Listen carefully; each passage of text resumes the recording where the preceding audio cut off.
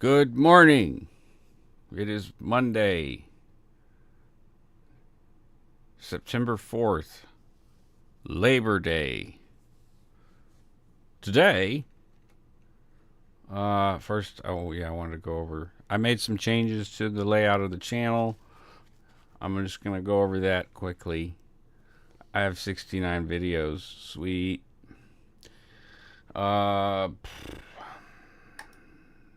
let's see here. Trauma community, domestic violence, coercive control groups, Scientology. All right, that's the about page, and it shows where I was. Featured and affiliated. You know, subscribe. It helps. And it shows my lives up top, and then this first playlist is the self-analysis stuff.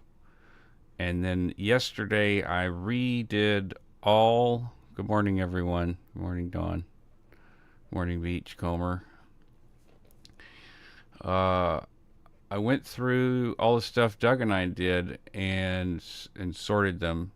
So we have the interviews, the videos about selling Scientology, the bridge to amnesia, 1 through 5, and then the 3 Danny Masterson videos.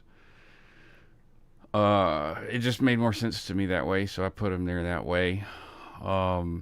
It's basically in order, but there was breaking, like the Danny Masterson stuff was breaking at the time, so our broadcast got interrupted, and certain dates of certain planned broadcasts got rearranged. Okay, so now we go to, wrong one. We go to Stellar Beans in Lake Charles, Louisiana, May 29th, 2015. Just a couple of weeks after I published my video. Which video? It's going to be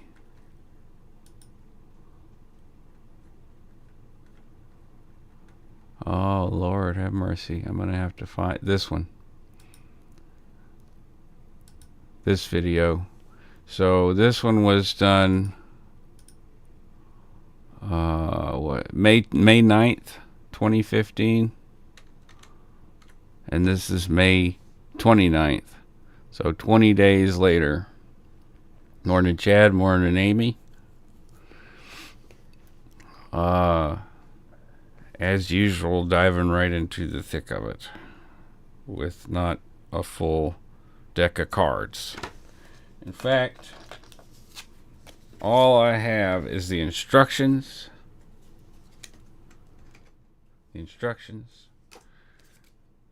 And 2 jokers. So the full deck is somewhere else right now. So, let's check this out. I'm a little afraid. I feel a little naked and afraid, a little vulnerable. Holy shit. Who knows what I'm going to say? Am I going to talk about Xenu? Probably, because the pamphlets that I made were, they were a trifold, and it had a picture of one of the illustrations of Xenu on it. Want to know about Lord Xenu? And oh, excuse me. I just said to hell with it. I'm gonna go to my friend that owns the coffee shop and book a spot and see who shows up. Not a whole lot of people showed up. Some of my family showed up. But what the people who did show up were all previous. Well, there were not all. The ones that were the most interested in not just what I was saying, but how I was acting, were people who had left coercive control groups themselves. Hey, Juliana. Good morning. So, yeah. Here we go.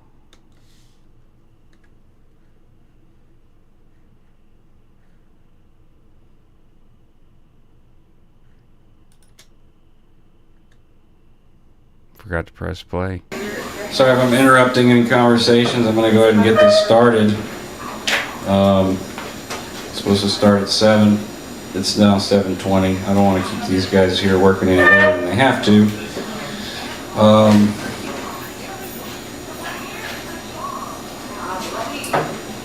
So I'm here to talk about Dianetics and Scientology. Has anyone heard of that? Yeah. This almost feels like a stand-up comic bit to me. I don't know what I would think of this if I had never really been exposed to Scientology. You know, I was in a coffee shop and some dude's up there looking like a Mormon but with a blue shirt. I said that this morning. Cynthia was like, no, you would need a white shirt. Show your purity. I'm going to go ahead and start by, I will talk about my personal history in the organization and what I did. But I do want to cover some basic ground first. I handed out, or I left these little pamphlets around, Who is Xenu? And the basic premise is that is the creation story of Dianetics and Scientology. This guy named Xenu, 76 million years ago,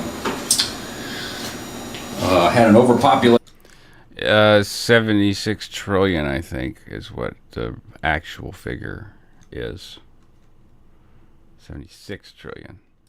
Problem in the Galactic Confederacy, and decided that he needed to handle this problem, and so he came up with a clever plan to call everyone in on these planets. Each one of these planets had an average of 170 billion people on each planet.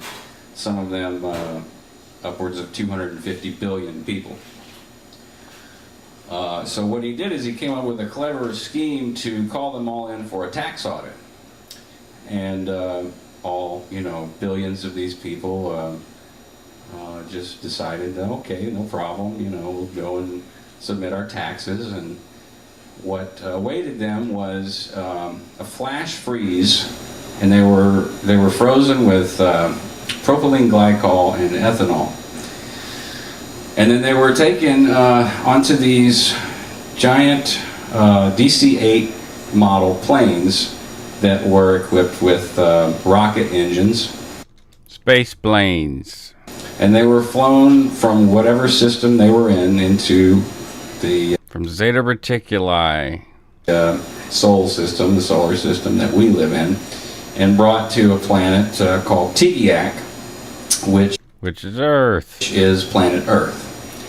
They were then put into volcanoes in these containers that they were frozen in, or placed around volcanoes, and H-bombs were thrown into these volcanoes and exploded. And I could get high and come up with some shit like that. The bodies of these beings, or these people, were destroyed, and their souls left their bodies and were very confused and didn't know where to go.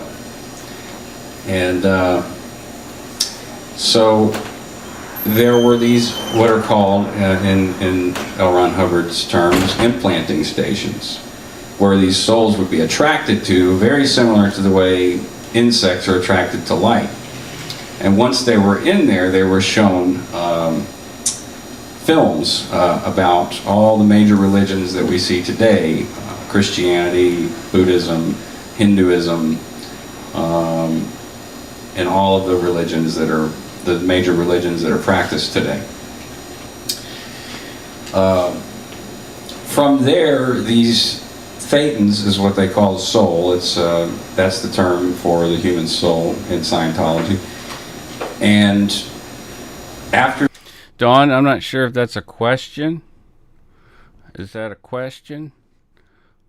So we were BTs to ellipses or question mark? I was never clear about that when I was Scientologist. Let me back up a little bit. These Thetans is what they call the soul. It's that's the term for the human soul in Scientology. And after they had seen these films over and over and over again, because they're attracted to the flickering lights,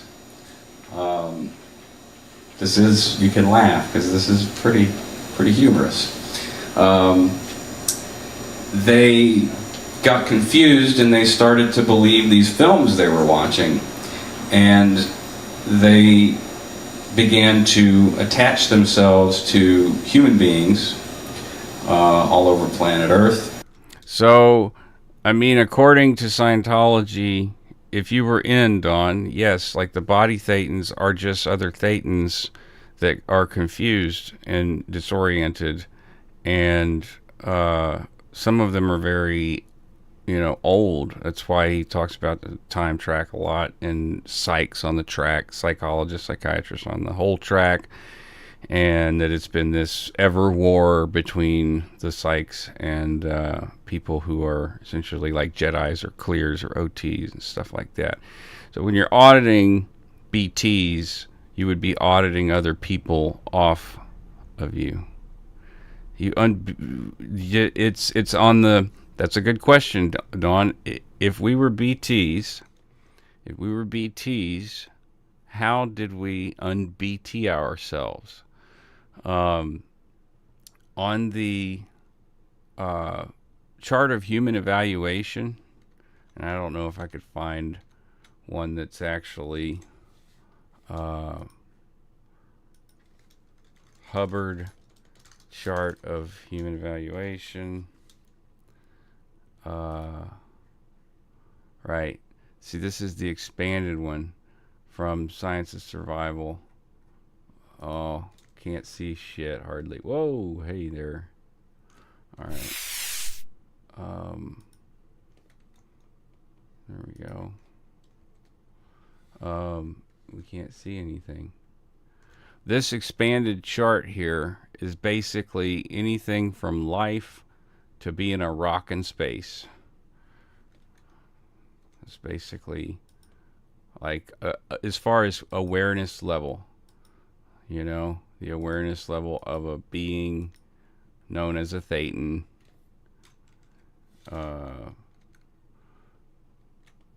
To un-BT yourself would require some kind of, like, say you're a rock. I don't know, I'm just fucking making this up here, but like you need to collide with something. You need to move. Something needs to change in order to bring about any kind of state of change, including awareness. I don't know. Good question. Interesting question. But and probably the best answer I could give is just aspersions and speculation. How do you un-BT somebody? Well, I don't. The way that this language is all set up, because language is programming. I hope this is a good seminar, because I built it as a seminar. But I remember afterwards people were very appreciative. But yeah, like the whole mythos and lexicon of Scientology is it's a wonderful little lie to tell people in order to abuse them. And they were, in L. Ron Hubbard's terms, not rehabilitated spiritual beings. They were lost, they were confused, they didn't know that they could hold a body, and this was all by Xenu's design. because of the overpopulation problem. Sound good? So I want to start out by saying that mythology, unlike other religions, is not at the forefront of your experience in Dianetics or Scientology. This is not something that you learn about until you reach what is called OT3 in the church. And to get to that level, you pay for services in the church. I just want to make a comment here, because this was something that was occurring when I was first started doing this, they're talking about my experience. People assumed that I knew or thought that there was some galactic overlord named Xenu because they had read about it online. Well, I hadn't.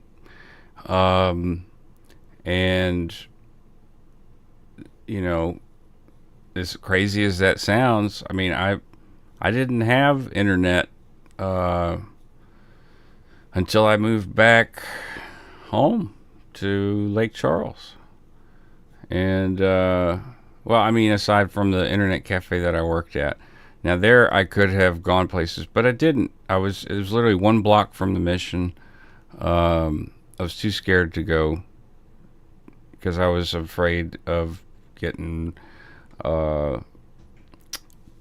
cholera or not cholera. That would be literally a shitty situation. But no, the thing is if you read the OT3 material, it can make you sick and you could die.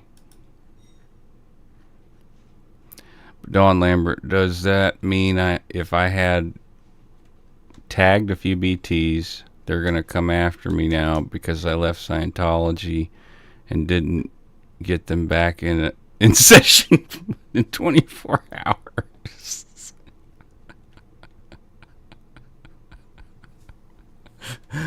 I'm sorry, this is too funny. I know you're an ex. Oh man. Lord have mercy. That's some like Scientology humor for you. You need to get them back in session. You need to get that mind right before they fly off the handle. Do something stupid like leave Scientology.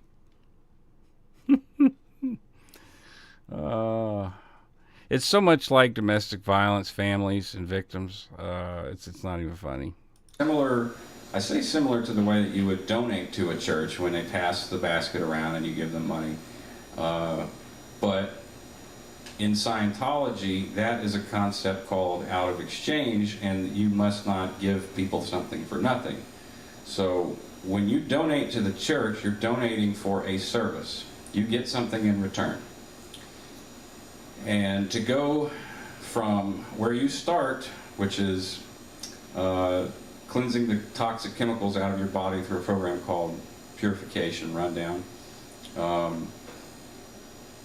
you start on that process. And from there you go up into what's called the grades, which handle various problems in your life, such as communication, the ability to communicate about any subject freely, freedom from your past, from your reactive mind, which I'll explain in a little bit. But the Xenu story is something that is not broadly publicized for very obvious reasons. Someone told you in the registration cycle, the first time you walked into a Church of Scientology, you would probably tell them, no thanks, not interested. So how do they get you to embark on this journey up the bridge to total spiritual freedom? And that's where I'm going to start with Dianetics and its theories. So Dianetics, otherwise known as diabetics. I tried to sell it happened a few times. People saying, "Oh, I've heard of that diabetics. Yeah, my cousin's a diabetic." Yeah, what's this about? And then they look and they're like, oh, no, no, no, no, no. They were interested in a book about diabetes. Oh, okay. Uh, Welcome, everyone. Bienvenue. It's 20 past. We're going to keep scrolling. I explained the Xenu story, the OT3 story. This is to a group of strangers who've never, well, not all strangers. Some of them were strangers then that I became good friends with later. And some former and current members of religious groups. Mostly former. The only one that I can think of that I remember is Tim Norris. He's a pastor. Well, he's a former pastor now too. Yeah, he's done for the Lutheran Church in Lake Charles, Louisiana. In Dianetics, Hubbard was a very clever individual. He took philosophies from other studies and research, and he very much borrowed a lot of information from Freud and Pavlov and a number of philosophers from Greek times, and he did employ. What's worse for your health, diabetes or Dianetics? Well, I don't know. Probably Dianetics. Honestly, because the stress. All right, so I'm gonna attempt to explain theories from Dianetics that led to Scientology. Oh boy. Logic and it was all very much you recognize the information because you've studied it in school in some form or another, or in college. So the I guess the theology of it, if you're reading Dianetics, there's some plausibility to it in that you hear many of the things that you've heard elsewhere. Did anyone else hear that phone beeping, the battery sound? That's 2015 doesn't seem that long ago, but yeah, I mean, we're almost to 2024, so it's almost yeah, we're within a year of it being, we're within 2.5 years, or a year and some change of it being a decade ago. But not in such simple terms. He breaks it down into very simple terms so that the layman can understand. And he goes through great pains in writing, in the way that he writes, to convince you that he's the everyman. He is the guy who wanted to break everything down into simple terms so that anyone, no matter if they're a particle physicist or a religious scholar or a roof someone who does roofing or any job, any class of life, can confront their the reactive mind and remove the emotional and physical stresses that have occurred throughout their life. And what he explains in book 1, and there's 2 books in Dianetics. Book 1 covers the somatic mind and all of the terminology that he uses to describe how things affect you in your life in terms of your emotional stresses, your triggers, everything that happens around you that causes you to be the person that you don't want to be. And he singled it down to a single principle, which was survive. And he posited that every individual is ultimately trying to survive to a greater or lesser degree on a number of dynamics. And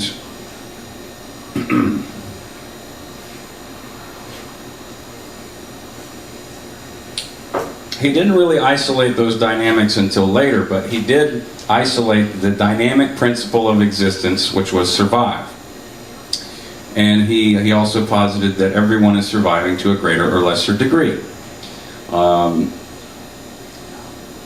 And he explains a concept about how the mind records everything that you see, everything that you feel, everything that you experience, whether it's physical pain, Hey, witness, happy Labor Day. Happy Labor Day. emotional pain. Everything is recorded in your mind. And he makes some pretty bold claims in Dianetics about, because this was the 1950s when he wrote this, and at the time computers were only capable of holding so much information. And so one of the claims that he makes is that if you were to try to put all the information that is in a human mind into a computer, there's no computer in the world that could hold that amount of information. And so after he discovered the dynamic principle of survive, he was looking for a solution to handling people's misemotion. And there's going to be a lot of terminology that was invented by L. Ron Hubbard that I'll probably say tonight that might not make a whole lot of sense. If you do have any Misunderstood words. questions, I'll stop at a certain point and address that. But I have an MU. what he discovered was that a person has something called a I have an MU on all of it. Like all of it. Everything. reactive mind. And that reactive mind is responsible for all of your misemotion, which is the behavior that you don't want to exhibit yourself. That would be, beating your wife, or cheating on your husband, or yelling at your kids, or being a drug addict, or being afraid of heights, or being afraid. What are your fears? Everything is related to your reactive mind. And there are triggers, because your mind, he posits that because your mind records everything that happens, that everything in your environment is a potential trigger that could re-stimulate that earlier incident. And so you have a person here who, say, gets bit by a dog, and I'm not a artist very well. This is just a dog with some hair and tail. And say he gets bit by a dog. He gets bit by a dog, and around him there's a tree, and there's grass, and the sun is out, but there's clouds, and there's a guy driving a car that's, blaring some kind of music that he hates. Or let's just say it's a song that he really loves. So he's bit by this dog. It's a horrible injury. He has to go to the hospital. And in the hospital, the doctor decides, well, you need some pain medication. So he's in the hospital laying down, and they're going to fix his arm because it's got chewed up. And the doctor says, I'm going to give you some pain medication for your arm because you're in obviously a lot of pain. So he gives him the pain medication, and this guy's somewhat unconscious. His consciousness left. Right. Bach. Hi, Bach, buddy. With all the specific words and anagrams that the cult created, I'm surprised they didn't have a secret handshake. I have a secret handshake. I think everyone else that knew it forgot it, but reactive mind is what you get when you read OT3, probably. Level is not as what it would be if he was completely sober. And they wrap his arm up, they stitch him up, and they send him home. And poor guy's got a messed up arm. Well, fast forward, say 2 years later, and let's say that song that he was listening to was Who Let the Dogs Out? All right. So he's walking down the road, and his arm's healed. He's got full functionality of his arm and everything. Of course, his cast isn't there. I don't know why I drew that, but he's walking down the sidewalk. Car drives by, and is playing "Who Let the Dogs Out?" Who? Right? So he's suddenly he gets a pain in his hand, and his arm starts to hurt. And see, I didn't cringe. Yeah, woof, woof, woof, woof, woof. Who let the dogs out? Cotton candy, good as gold. Let me see the Tootsie Roll. I mean, all that old stuff. But Who Let the Dogs Out? I'll think of his name in a minute. Guy that produced that. Scott Gordon. Me and Travis did something with Scott Gordon. Name drop. And another thing that... The word Scientology came from a book called The New Word in 1904. If I remembered that date correctly. Wow. No kidding. The doctor said... another thing the doctor said right before he gave him the pain medication was, you know, you really should be careful when you're walking outside. You just never know what's going to happen. It's a crazy world. So he gets this somatic, which is another term that's in Dianetics, and his arm hurts, and he gets a headache, and he feels sort of dull. He feels like not fully aware, not fully conscious, and he doesn't know why. He's just, you know, his arm hurts and he's got a headache, and, you know, poor dude.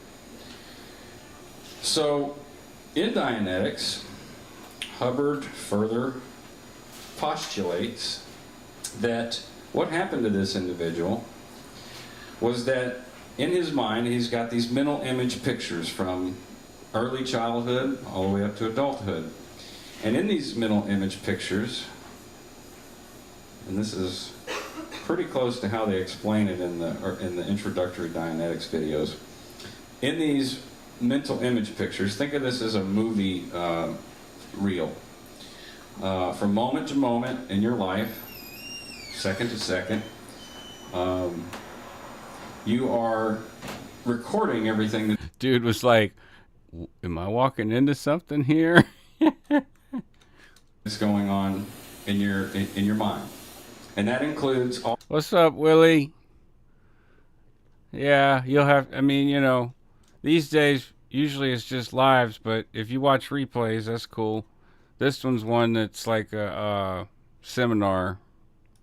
All of your physical sensations, all of your emotional sensations, and any physical pain or emotional distress, and all of your perceptions. You know, the light on the wall, the light shining against the wall a particular way, the glare off of the wall, the color of the room, the pictures, the books that are right there on the wall, this door handle, this mic stand, the fan blowing, the fan turning, and at the rate at which it is turning. All of these things are part of that memory that you have associated with all of the memories in your life. But when you have an experience such as getting bit by a dog, then you have in that particular memory associated pain, emotional stress, commands, potential hypnotic commands that are able to be triggered in the future by experiencing a similar circumstance. So that tree that he was standing by when he got bit by the dog, if it was like a birch tree, Well, maybe when he walks by a birch tree, he just gets mad and wants to kick a dog, or he gets a headache, or. There are many psychosomatic illnesses or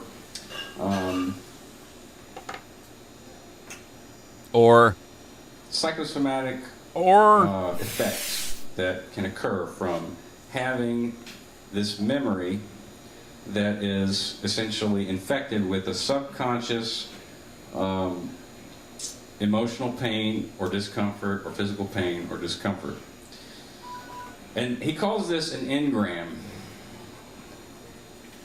And in Dianetic therapy, he proposes and claims scientific proof that you can eliminate all of the emotion, the misemotion, the pain, by going through the incident again in great detail and going over it again and again and again and again and again and again until you remember every detail, the blue wall, the light shining, all of the lights, and how they're particularly angled and shining on the wall. I want to point this out. Bringing to the attention of someone this obsessive level of detail can induce hallucinations. I just want to point that out. All of the books, you might even try to remember the names of the books, exactly the direction the mic stand was pointing, how you felt when you leaned on your side, and the somatic of leaning on your heel. Every single aspect of this memory needs to be recalled for you to remove the ability of the negative effect. We got a question here, Bach Buddy. And Dawn says the word engram came from a German guy. Guten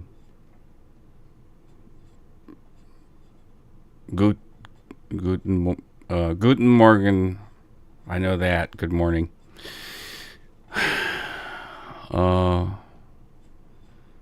What's the appropriate response to that, Mock? Like, okay? How do you say okay in German? Bach Buddy, how did they explain that the pain in Scientology with RPF, all night missions never caused engrams?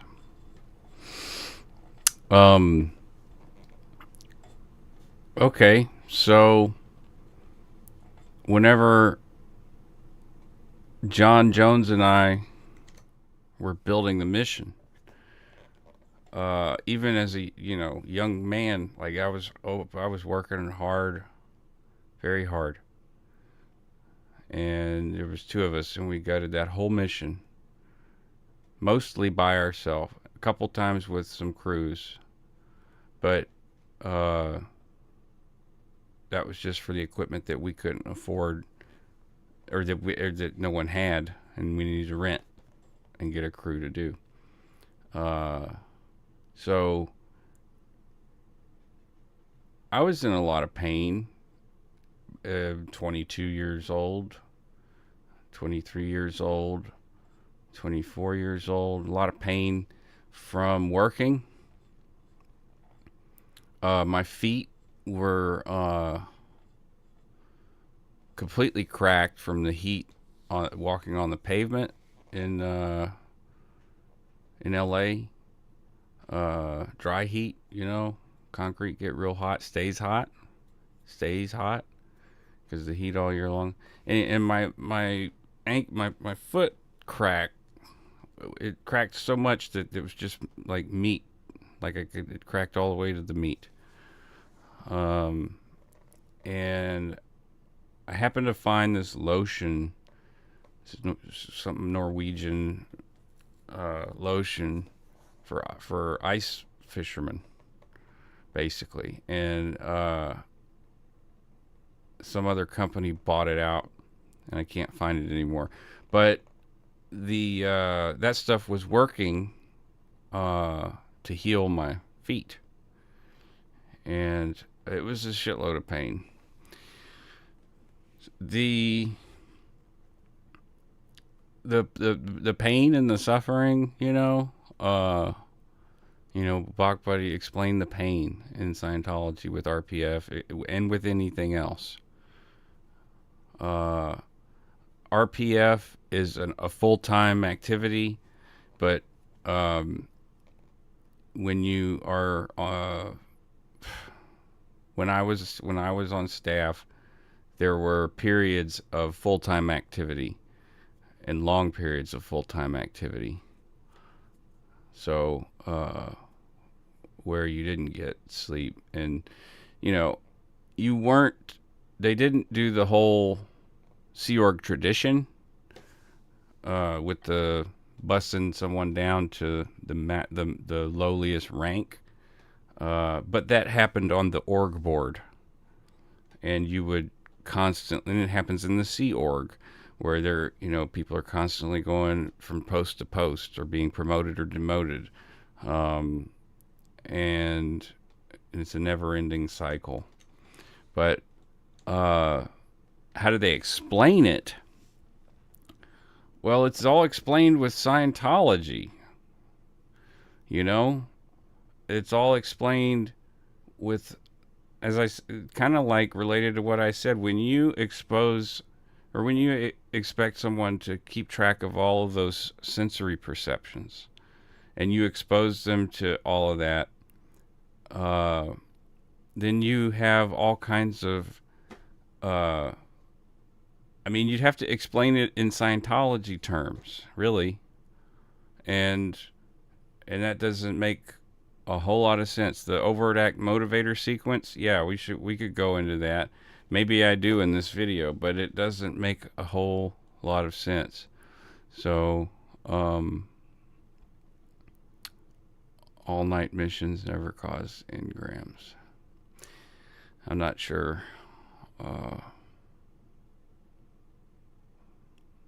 Yeah. So I hope that doesn't feel like a full answer, but it's such a how do they explain it? They explain it in a multitude of ways, through ethics officers, through executives, through public. If something is wrong, quote, wrong ethically, or they're under review for something, an auditor's under review for something, there are not the entire staff, but certain staff know what's going on with that person's, quote, case, which is just reports. It's a snitch culture. So writing reports, that's how people get information about others, and reports are reviewed. And it could be something as stupid as you walked out the door without telling anybody where you were going, if you wanted to be frivolous about it. And I wouldn't even call that a frivolous thing. Good morning, Nick. All right. Of your reactive. Oh, great. Two teenage kids can walk in on a mind, so that this incident becomes merely a memory that you can file in your analytical mind.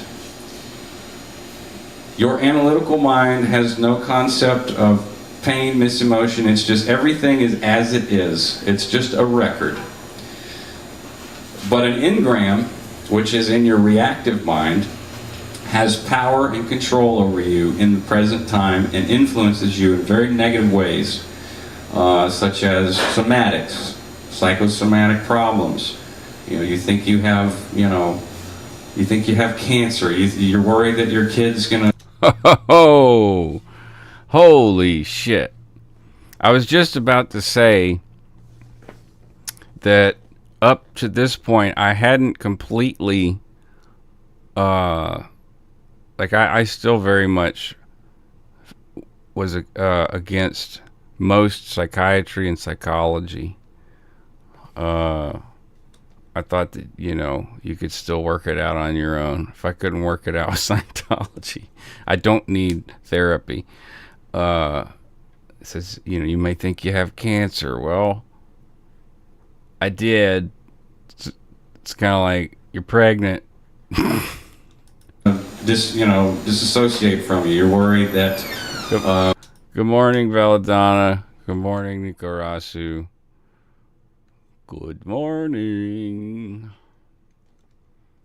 Y'all diving in deep for the morning, I gotta say. You're worried that you're not doing the right thing. It's something that you've dealt with your whole life. You're worried about any worry, misemotion, negative emotion is all linked to your engrams, and they're all subconscious. They're below your consciousness level. So by Dianetic therapy, you are going in and you are confronting and looking at these incidents over and over and over again until you actually see every single aspect of that memory, and then you can look at it as it truly is, and it has no further effect on you and your ability to confront dogs. You're not afraid of dogs anymore because you went through the incident. You know there was a birch tree there. You know Who Let the Dogs Out was playing. You hate that freaking song, and you know. But now you know what? I didn't hate that song until I got bit by a dog. So now you go out and buy the record, or you don't. So this is the basic premise of Dianetics, and it is a pseudoscience. It's a pop psychology type pseudoscience, and however, it is easy to rationalize this concept for a lot of people. So those are engrams. Now you have another concept that he introduces called secondaries and locks. And a secondary is a picture in your mind, a mental image picture, that has something similar to what you experienced earlier, but isn't that initial incident. And so what happens when you run into a secondary, say I'm walking down the road, I'm the guy who got bit by the dog, there's a birch tree, but there's no car coming by, and I'm not wearing the same shirt, I'm not wearing the same shoes, but because that birch tree looks similar and familiar, I get re-stimulated and I experience some form of psychosomatic effect. And then there are locks. Again, so like this is part of the whole hypnotic process of Scientology, and it's making up words and concepts like this to make you aware of them, so that you think about them, and then it's just like superstitions, except on super crack steroids. I don't know. It's like, yeah, very superstitious, writing on the wall, which are the same thing as a secondary, only that they do not carry any emotional or physical somatics that occur. They only link back to the engram itself. They don't make you feel any somatics. You don't get upset. You don't feel like your arm hurts, but it's a chain. Engrams start, and then as they get re-stimulated, they're either a secondary or a lock. So, let's see where I'm at here. All right. So how in the hell does this go? How does this get to the Xenu story? Well, we'll get there very quickly. So, as Hubbard sold many copies of Dianetics in the 1950s, Freud was still very popular at the time, and psychotherapy was a pretty common practice. A lot of people were going to. Well, we know the government was messing with the psychedelic therapy. psychotherapists with problems with their husbands. You know, there was a lot more domestic violence and abuse and things like this at that time. Society was different. And when you look at some of the photos of his seminars, you'll see a lot of women there, not a lot of men. It's mostly women. They're trying to deal with their abusive husbands, I guess. So that was my experience. You know, my when I talk to my mom about stuff and ask her, you know, how in the hell did that happen? She's just like, well, that's just the way it was back then. You know? Wow. Gratefulness. Practice that. Gratefulness. As he continued, okay, Dianetics was a #1 bestseller in 1950. And over the course of a few years and doing lots of seminars, he made quite a bit of money. And he was an excellent he had an excellent personality. He was very charming. He was able to engage audiences very well. Very charismatic individual. But the sales started to slump in around 1953. 1954, I think. So he started, and he would do these Dianetic auditing sessions in front of people. It was very much like watching a stage hypnotist, where a woman would lay down and he would take her through an incident similar to this, and suddenly she would feel this. They would call it a reverie, a Dianetic reverie, where she would wake up and she would feel. And keep in mind, he did say that this was not hypnosis; it was reverse hypnosis, that you were waking someone up. The reason he thought that was because as you're confronting an incident over and over again, you're taking that reactive memory, which is in your subconscious, and putting it and refiling it into your analytical mind so that you remember everything that happened, all the details. And I don't know if you've ever had, I mean, if you have kids, you might be able to relate to this. And you might relate to it in other ways too, with coworkers possibly that ask you repetitive questions over and over and over and over again and just never shut up. Dianetic auditing is a lot of repetitive questioning. So after an hour or 2 or 3 of Dianetic auditing, I mean, I always felt a ton of relief. I'm tired of getting asked the same damn question over and over again. But people started to go back very far into their memories. And, you know, people would go back to when they were 2 or when they were 4 or when they were, you know, 1, you know, having a memory of being in the crib and crying and their mother not coming to comfort them or soothe them, and feeling that horrible emotion of being abandoned and alone. And they've started to run these incidents like an engram. And I couldn't tell you the precise date that he discovered what is called the basic. But the basic is the beginning of the engram chain, all the way back to when you were. I can't draw a fetus worth of crap. This a fetus. I'll just say a fetus. Okay.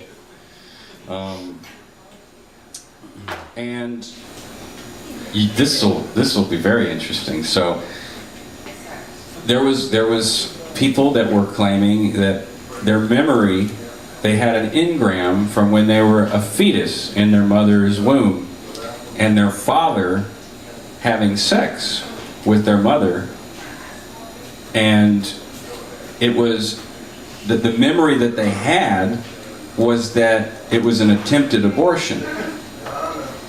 And he would run these incidents, and of course, you know, you go through these incidents over and over and over again, and there is a I couldn't explain it. I think that some of it has to just do with human nature and some people's willingness to have magical thinking and mystical thoughts. But after these sessions, people felt amazing. They felt like they really, truly handled something that was bothering them. And they would write success stories and claim that, you know, they were very much helped by Dianetics. Willie. Oh, those memories. Oh, the good old days before I was a fetus. Yeah, those were the good times. don't don't remember anything. And so at this point, he had come up with a therapy that handled a person's entire life all the way up to conception. And like I said, a few years he was doing very well with his seminars, but over time he was criticized by the AMA and the APA, and there were articles published about how it was just a quack, you know, just a bunch of quackery. And so he came up with a pretty brilliant idea, but it was kind of risky. And what he did, because some of these people that became Dianetic auditors, which are the people that take you through this process, became very avid believers and followers in Dianetics. And they believed themselves to be the New Age psychologists that were going to really cure mankind's ills and psychosomatic problems and psychosis and all of those types of issues. And some of these Dianetic auditors started running processes on themselves, and they started recalling things that never happened in their lifetime. And L. Ron Hubbard was like, well, run the process. Apply the same process of Dianetics and engrams and erasing engrams and clearing the reactive mind, with, as long as the pre-clear is getting benefit out of it, run the process. So now you have a person. Benefit is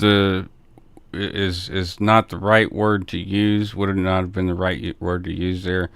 Benefit, like in practice, information. But there was a time, like there are auditors that do care about people. You know, I can say that. I mean, look at Karen Delacarrier. I don't know her well, but she sent me $100 after all this shit went down. She reached out to me. She's like, oh, she probably basically knew my life just went to shit. And so, I mean, she's a caring person. In the early days of ESMB, there were some, which I wasn't there for, but there were records of. There were some of the British sociologists and psychologists that studied at St. Hill. And, you know, that was interesting to read their perspectives about when they broke off from the organization, because some of them broke off in the 50s, some of them left in the 60s, some of them stayed in the 70s, and the ones that, yeah, it's a dwindling organization, but and I don't know any of these names. These were all screen handle names on the ESMB boards. So, you know, could have been manufactured, but they had some very specific information that came from one of Hubbard's relatives, I can't remember the girls that ran the site. They were part of the family that had got out. And so the reason I stopped the video is because I said benefit.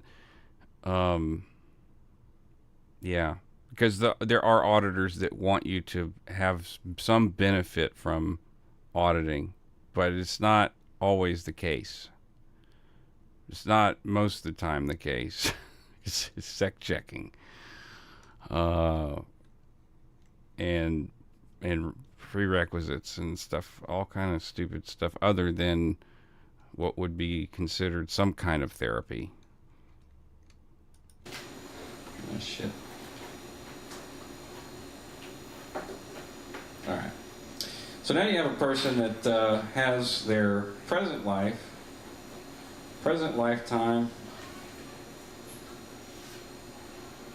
and let's call it, let's just do a little timeline like here. Okay, this guy, he hurt himself on a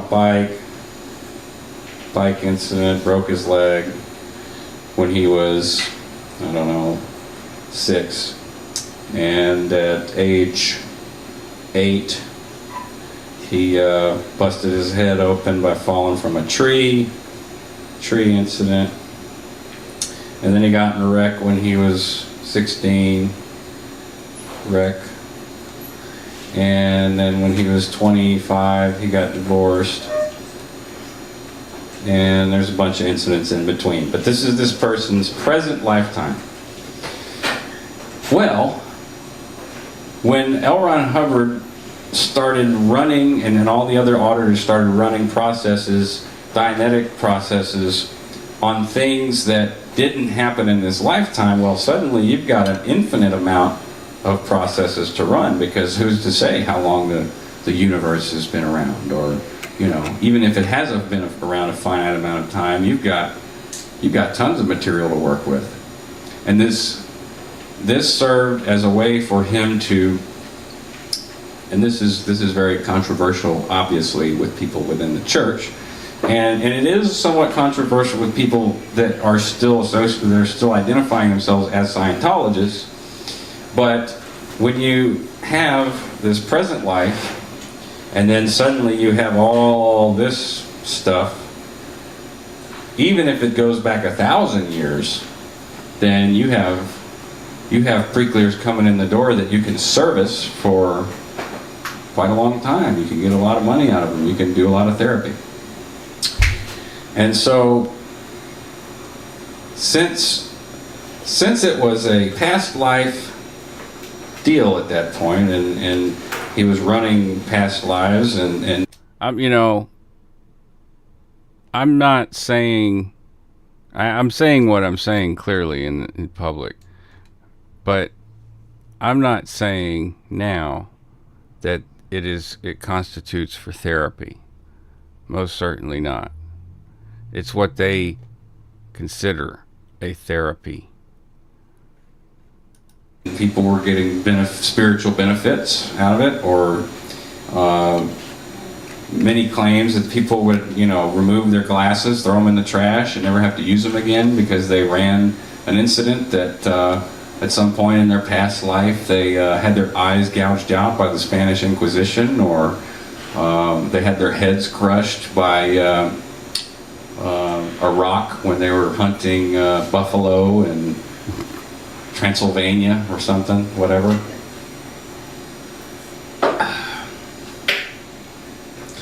So he invented Scientology.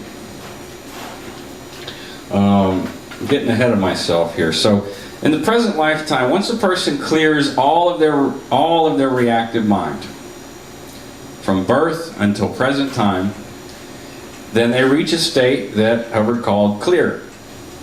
And it's clear because you have removed all of the negative effects of your reactive mind, which are basically in your subconscious mind, and refiled them into your memory, your analytical mind, and you are no longer the effect of those experiences. You can approach life in a very clear and basically your past experiences don't influence you in a negative way in the decisions and things that you do in the present time, which is a desirable state for many people. I mean, some people like to learn from experience and know that, you know, if I try and grab a cobra and it bites me, then, you know, probably not a good idea to handle cobras.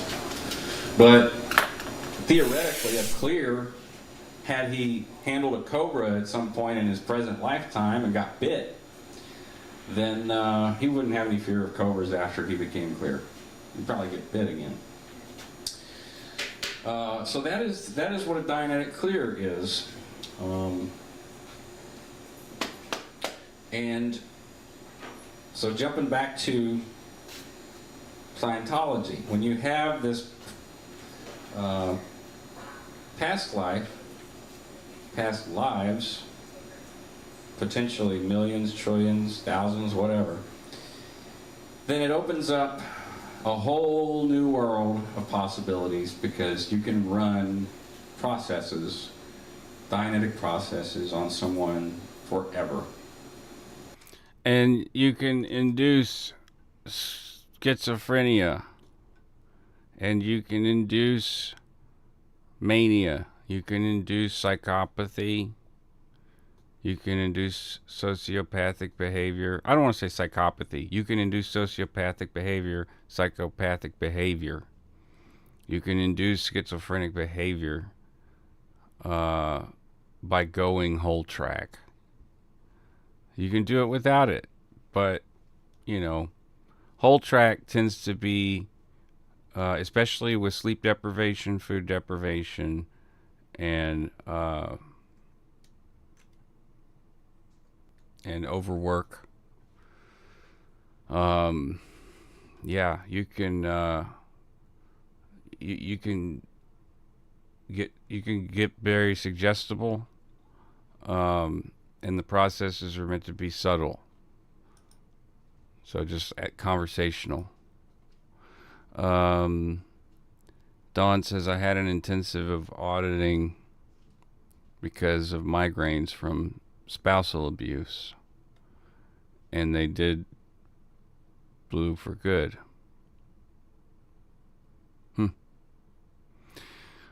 Kind of holy rollers, as Belladonna. Kind of holy rollers and traveling preacher shows with reincarnation. Dude, the e-meter edition, it doesn't work correctly.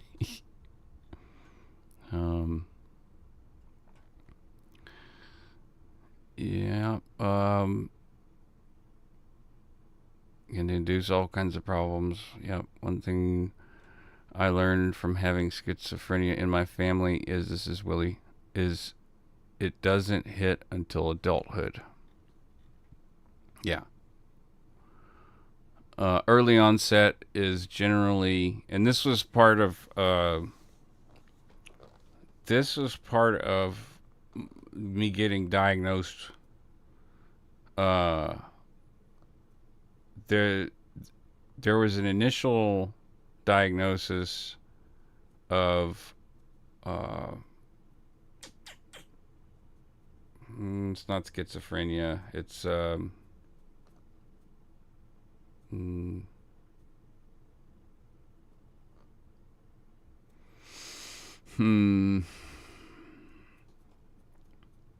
help me out here, somebody.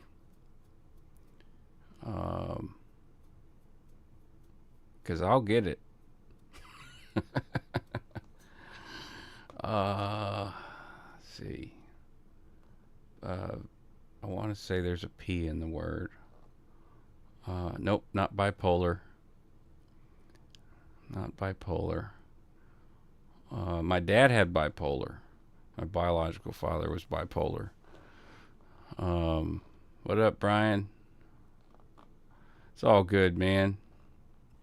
Better late than never. Trying to think of it's not schizophrenic. Schizoaffective. Thank you. Witness. Correct. Right. Schizoaffective. So they tested me for that. And and the grade A, the chart, I call it I almost call it a gradation chart. The chart, from the DSM and how you get a diagnosis is not a gradation chart. It's you have comorbidities, you have to check certain things, you have to cross-reference other disorders, and it's quite a process, actually. I have a video of my therapist that I'm able to show of narcissistic personality disorder, because it came up multiple times as a topic, is Doug likes to talk about narcissistic personality disorder, and he talks to a supposedly self-aware and diagnosed NLP, narcissistic personality, or NPD. And it's just highly unlikely, in my opinion. But anyways, it is a really hard thing to diagnose. Everyone has narcissistic things, so it's all there's 9 criteria, I want to say. I'd have to play you the video. I do know where it is. If y'all want to see it, I'll play it. But we're going to get through this one first. Selma, welcome. No problem. Okay, so the diagnosis, yeah, it went through back. It was schizoaffective. Because I was explaining that I have HPPD, is what I think I have. So I said, test me for whatever, schizo, whatever. I'll take the whole test and do any evaluations I need to do. And so, as it turns out, it's Susan Urich, psychiatrist here in Louisiana, did a bunch of research on, new research, was able to find research I couldn't find because it was not publicly available on HPPD, and took the time to do that, and that's my diagnosis with major depressive disorder, which I hear is common for middle-aged white dudes. I mean, I'm not all white. I can say that. I'm a little red, I'm a little brown. He started to develop his own theories and his own ideas about how the universe was created and how long it had been here, and such and such. So, now, why is it a problem that people believe that? It's not. It's really not a problem that people believe whatever the hell they want to believe. You can believe in the flying spaghetti monster if you want to, or Cthulhu. I love that shirt, by the way. You can believe in whatever you want to believe. But at a certain point, when your beliefs start to harm other people and prevent them from achieving what they would like to achieve, whenever the goals of your organization, if it is a religious organization or even a non-religious organization that has declared principles and behavioral expectations or environmental expectations, at the point at which it becomes that, you have to be critical about that, because when he developed Scientology, it became so much more than what Dianetics was. Dianetics was a pseudoscience therapy. It was essentially a quack psychotherapy. And some people claim that they really got some good results out of it. And that's fine. But as he developed Scientology, he became more and more, well, there's no other really good way to put it. He became more paranoid, he became more psychotic, he became more of a demigod, and he started to think of himself as a god, because when people start looking back at their past lives and he feels like he discovered this, and he feels like he's got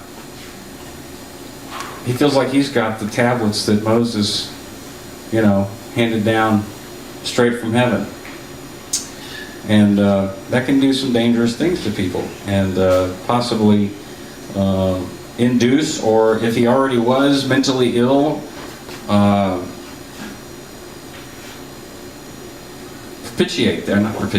promulgate that. And that's exactly what he did. He started writing a lot of policies and HCOBs, which are called Hubbard Bulletins. And these bulletins were his new discoveries. And as he would look over the pre-clear folders of the people who were undergoing now called Scientology auditing, he would claim to look for similarities and particular incidents that were affecting the whole of mankind. And he isolated and discovered every one of these HCOBs. This is just kind of funny. Every one of them ends with this very self-aggrandizing proclamation that he was, he's your friend and he helped you, he's your friend, and thank God that I found this for the both of us, because now we can both get the hell out of this hellhole. Every single policy letter is like that. Now, how do you get into a situation? Yeah, that is. If it is true, it's like at the end of every policy letter, going into the like from the 60s all the way to the 80s. If you read the policy letters at the end, he's like, it's the only way we're going to get out of this godforsaken planet and save everything for good. There's just nothing left. It's very Jim Jonesy, but, but not Kool-Aid-y. Thank God. Thank God for that. So I might have drank the Kool-Aid. I mean, I did drink the Kool-Aid. Just didn't die. Where you read this stuff and you're like, okay, cool. Well,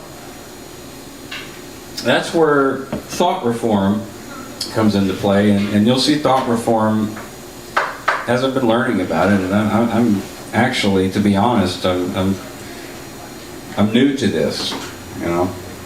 A couple years ago, my wife was. Did you hear that, Willie? The ding. Oh man. And talk about the universe speaking. Actually, to be honest, I'm new to this. A couple years ago, my wife was diagnosed with Asperger's syndrome, and up until that point, although I was not a out there Scientologist, telling everybody I'm a Scientologist and I apply Scientological principles and whatnot, I still thought like a Scientologist, and I was still applying principles that I had learned to see if they actually worked in real life. Because when you leave a cult organization, the world outside seems like the cult. Not, it really does. It seems like you're in a foreign world, and you feel like if you submit to the whims of society, that you become a cult member, and you feel that your eternity or your spiritual freedom, or, in Christianity or other religions, you feel you're going to hell, or you're doing Satan's work or whatever. But in Scientology, it's more like you feel like your spiritual freedom for eternity is at stake.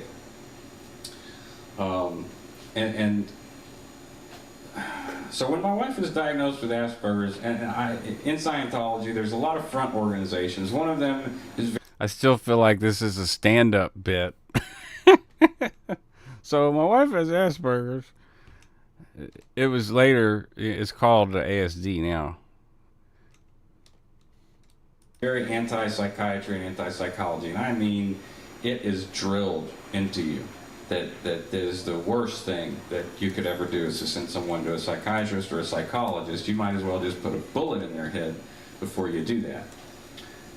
And that's a common thing with cults. They instill fear and phobias.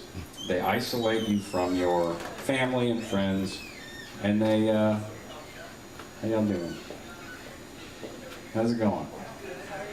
Great. Talking about cults. Just talking about cults up in this bitch.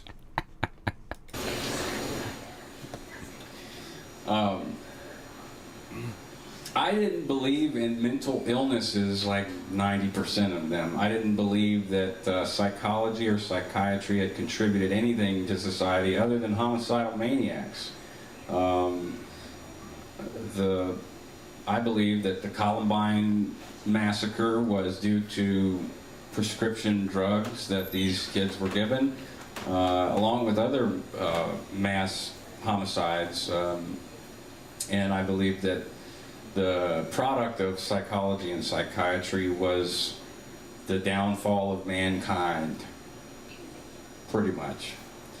So when my wife was diagnosed with Asperger's, I took it with a grain of salt, and was just like, okay, whatever. But at the same time, I was actually starting to read some of the anti-Scientology material that was available on the web, and there is tons of it. But I still had some fear and reservation about doing so, because I was still considering going back to the church and getting more auditing. You know, I'm thinking that my reactive mind is causing me to make myself defect from the church. So, about a year goes past, and I start reading small bits about Asperger's syndrome. And Womp womp. Selma didn't know the rest of the joke. Two Asperger's walking to a bar. Maybe that is the rest of the joke. And I was shocked that that it was all very indicative of the behavior, her behavior, or the way she is. The lack of empathy, the mind blindness, not being aware of someone else's state of mind, the intense social anxiety and social isolation, and the need for routine, to do something the same way every day or do the same thing the same way every time. And at that point, and I made a mistake. Instead of trying to start reading more about it, or to try to understand more psychology and psychiatry, what I started doing was reading more about the negative viewpoints of Scientology, the people who had left the church. I started reading about a man named Mike Render, who was a very top level of executive for the church for 36 years, and he had defected, and another guy, Marty Rathbun, who was second in command of the church, had defected. And it was all encompassing. I spent probably almost 18 months trying to read and digest that information and put it together for myself. It was extremely confusing, but at the same time, I'm still trying to learn and cope and deal and find ways to make the relationship with my wife better. But there was too much going on at one time. It's a lot to process. That's a lot to process. So, all right, and I'm getting a little off track here. Why is it a cult? Well, if you look at other cults, I'm going to bring up a reference here from Margaret Singer. She's a doctor that has studied cult behavior for many years, and she has simplified it to 6 conditions for thought reform. And like I said, thought reform is everywhere. Doesn't matter where you're at. You could go to work at Starbucks and experience thought reform. A lot of corporate companies have training programs that are meant to modify your behavior, modify the way you interact with others, possibly isolate you from other areas of the workplace, and so it's everywhere. Thought control and thought reform is everywhere. But where I'm going to be going next is, how is it so destructive? One of the things, the first thing that you want to do to reform someone's thought is to keep them unaware of what's going on and how they're being changed. And when you... This is Margaret Sanger talking here that I'm going over. This is her ideas. Very, very good stuff. Begin your journey into Dianetics or Scientology, whichever you come to first. A lot of people get in through Dianetics and then get into Scientology.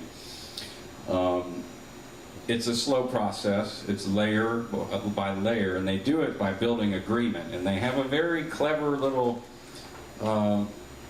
trick or concept that is somewhat applicable in real life. It's all about communication, and a lot of people have issues with communication, and it's a very common way to get someone into the church is by saying, you know, you could probably communicate better. Isn't there someone in your life that you would want to communicate better with? You know, you don't get along so great with your parents, or maybe you get along okay, but it could be better. So there's a little thing that they do in the communication course, which is one of your first steps. And they show you this triangle, and they say that this is what communication is: affinity, reality, and then communication.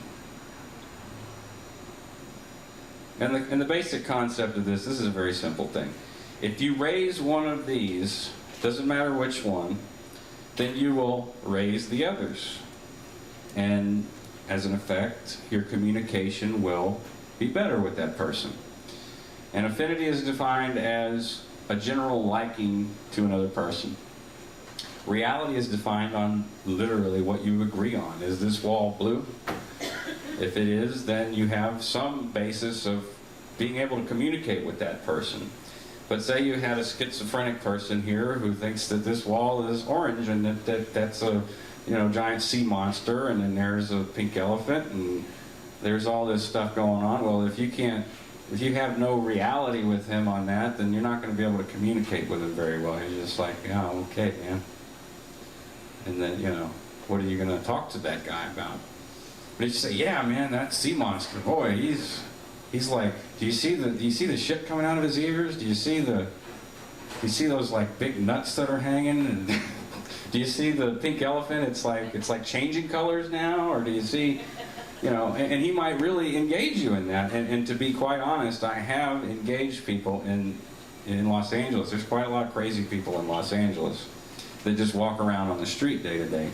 And I have engaged people and used that concept and been able to sit there and talk to them. Now, the conversation was crazier than, well, nuttier than squirrel shit. How about that? But this is not too crazy to think of. This is not a crazy concept. This is something that could work for you. And the really powerful tool that they use before they teach you anything is that what is true for you is true for you. And that is all. What is true for you is true for you. You can take this and use it, or you can't. You can toss it, discard it. Maybe there's something else that you might find that works.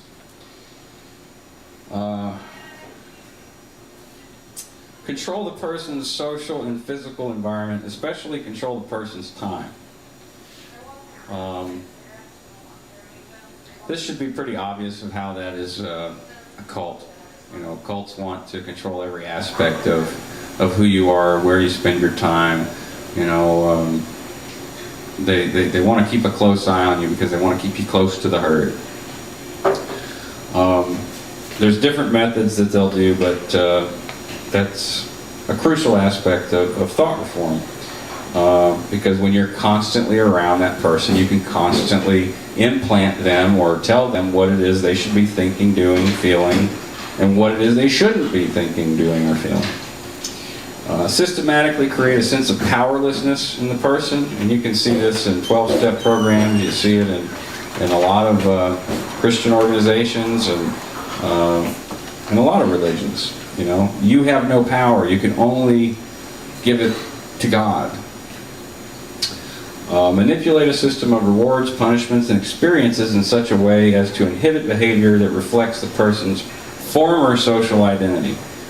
And so those first 2 points are very crucial to this step, because once you have complete control over a person's time and you are...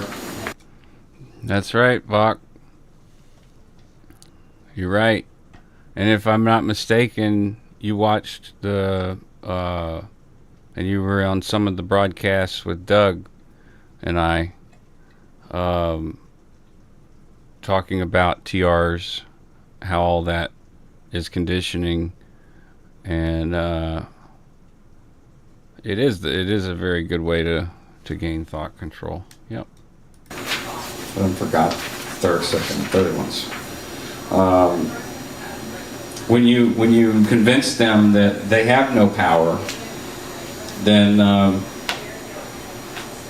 you can sort of start to strip away their personal identity and create a new identity based on the beliefs that you are trying to implant in this person. Manipulate a system of rewards and punishments and experiences in order to promote learning the group's ideology or belief system and group-approved behaviors. Big part of it is being part of a group. Cults like Heaven's Gate, every single one of these guys had what's called a check partner. They couldn't do anything. They couldn't go to the store. They couldn't pack their luggage. They couldn't open the door to the freaking car without their check partner. And that's because they wanted to be a part of that group. And it is part of the manipulation and control. And there are rewards and punishments for doing or not doing those things. And so it's a big incentive and motivator to go with the group, because you do not want to be punished for what you're doing. And then finally, put forth a closed system of logic and authoritarian structure that permits no feedback. Oh, yeah, okay. Yeah. Break the spirit, indeed. That's mocked. I think of this Bach buddy. I think of Charlie Manson state when I think of TRs. Beachcomber. I saw the bull baiting vids. It's manipulation. Yeah, absolutely. Don Lambert. Selma. He was not himself anymore after the vaccine. Eventually diagnosed. I see. Act and refuses to be modified except by leadership or approval, executive approval.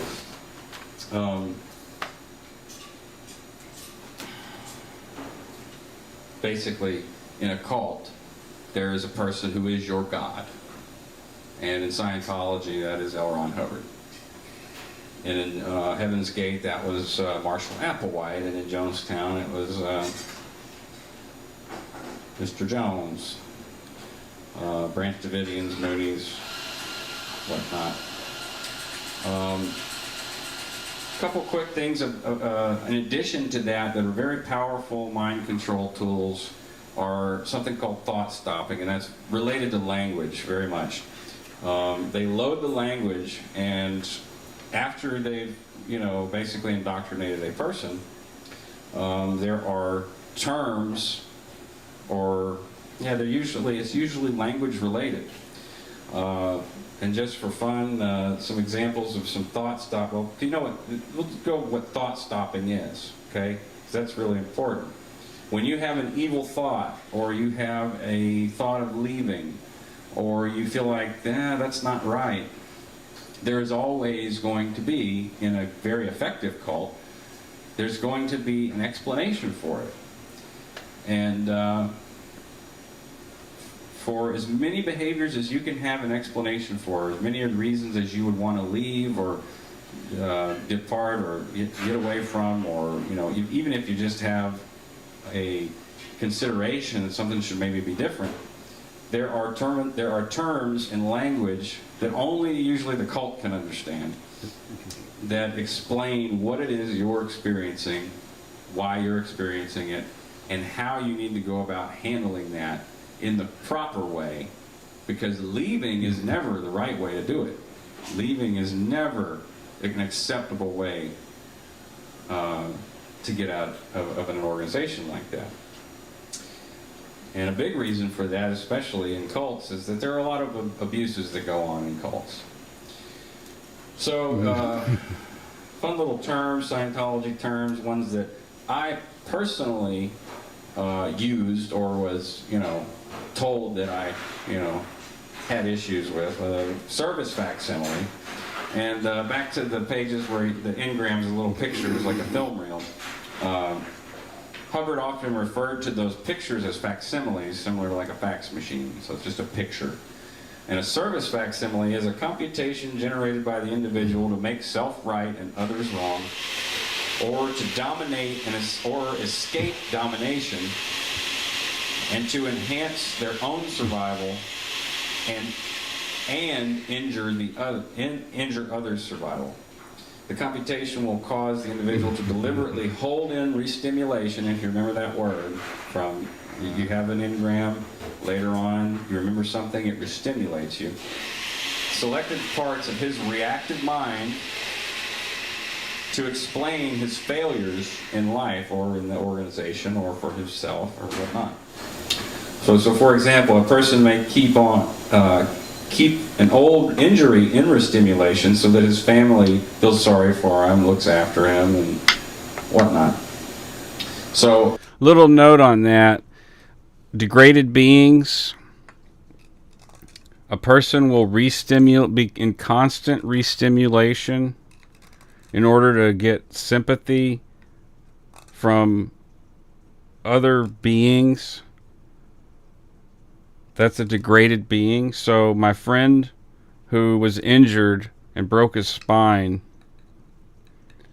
in a horrible accident is actually just a degraded being who just wants sympathy from everybody, and he's fully capable of making whatever needs to go right, up to and including, and this gets into the revival tent shit, like throw your walkers and your canes on the ground territory. Except they don't encourage you to do that in Scientology. If you are there, you're just degraded.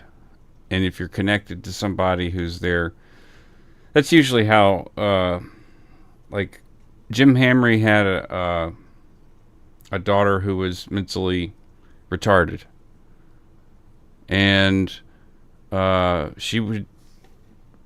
his ex-wife would make him take custody. You are going to see your daughter. And she would be at the mission. Hold on. Yeah, Willie knows what I'm doing. Okay. So the general sentiment at the mission was persona non grata. Persona non grata. Does everyone know what that means? That means you do not acknowledge the person's existence. And she was a very lovely little child. She was a teenager, but, you know, mind of a child. And she was so friendly, and it was hard to persona non grata Jim's daughter. That shit was fucked up. But I want to tell you something. It did sort of demonstrate a vulgar display of the power that Tom and Kathy had over the entire staff and public. Common thing on staff, when I was on staff, is, you know, they'd say, oh, we need you to go sell 35 books on Hollywood Boulevard. And I'm like, no, I'm not going to. I just sold, like, you know, 25 books on Melrose, and it's like 8 o'clock at night, and I don't want to be walking up and down Hollywood Boulevard all freaking night. I want to go home and go to sleep. Stop serve facking. They shortened it as service facsimile. That's a serve fact. You're trying to make yourself right and others wrong, and your reactive mind is restimulating you, and you need to just no case on post. Another term. The word salad there, serve fact. Ask any, or if you're on any other streams and someone is being bullish or something, it's serve fact is make self right, other wrong. So if someone's having a discussion, you know, back and forth or whatever, you could say, you know, like if say it's about superheroes or something. Well, I think Batman. No, I think Superman. Let's stop serve facking. Make self right, other wrong. Any ex-Scientologist would probably know that one, or at least staff. I don't know. Probably public too. Service fact, because they use that on public all the time. They're like, you can't do the service facsimiles. Another language. The use of language to stop your thoughts. The purpose of it is to stop yourself from thinking. That's the purpose of it. So when you think about that, about language and how it is used in any religious organization, in any organization that you feel like is using thought reform, the language is so powerful. Because it can literally... I don't know about the Borg, but, like, you have the ability to stop someone else's thoughts. So I guess that's OT. Because when you use that language, you say you're serve facking, you've built up this relationship or whatever, this abusive, fucked up relationship. The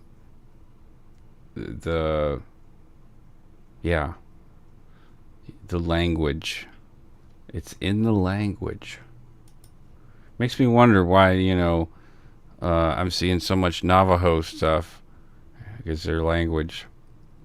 They're very worried about it dying. Very concerned. Another word is significance. A word that's used in the special sense to denote any thought, decision, concept, idea, purpose, or meaning in the mind in distinction to its masses. The mind is basically composed of masses and significance. What the hell is that supposed to mean, right? Well, a significance in the thought-stopping term, in the thought-stopping aspect, is that, say, I need you to go talk to this person and get them to donate $10,000 for the renovations of this church. And I'm like, well, I don't think I can. I've only talked to that person 2 or 3 times. I don't know if I can get them to donate that much. Well, you just have a significance on it. So, you know, knock it off and go get that $10,000. You have a significance on it. But whenever you use this loaded language, it stops your rational thinking. Start, change, stop. This one's great. This one's great. The cycle of action in this universe, which is also the anatomy of control. I was being very sarcastic. This is great. Check this out. Because I'm literally going through hell, and I'm unfucking my brain. Like, this is great. Listen to this. Oh yeah, listen to this too. Almost the entire subject of control is summed up in the ability to start, change, and stop one's activities, bodies, and one's movement. So, start, change, stop is a super effective way to get people to mindlessly do things over and over, and before they even realize they're doing it. You know, start, change, stop, start, change, stop, start, change, stop. Whenever you get in ethics trouble in the organization, you're assigned a lot of like menial tasks like cleaning and basically slave labor, and start, change, stop, start, change, stop, start, change, stop. Don't think that don't think about that your fingernails are coming off because you're scrubbing the floor with mineral oil for 6 hours a day. Start, do it, stop. Okay, now you got to paint the wall. Start, do it, stop. One thing after another. It's robot, you know? And then there's some other terminology. Third party law, this is funny because in any situation where there is a conflict, in any situation where there is a conflict, a third party must exist. So you and I, we can't have a problem. We can't disagree on anything. We can't get along. Or we can get along so long as there's not someone else nattering or telling you that I'm really out to get you, or telling me that you're really out to get me. We cannot have a conflict. We can only have a third party. Just totally crazy. Yeah, some of these are getting a little too, I'd have to explain it way too long.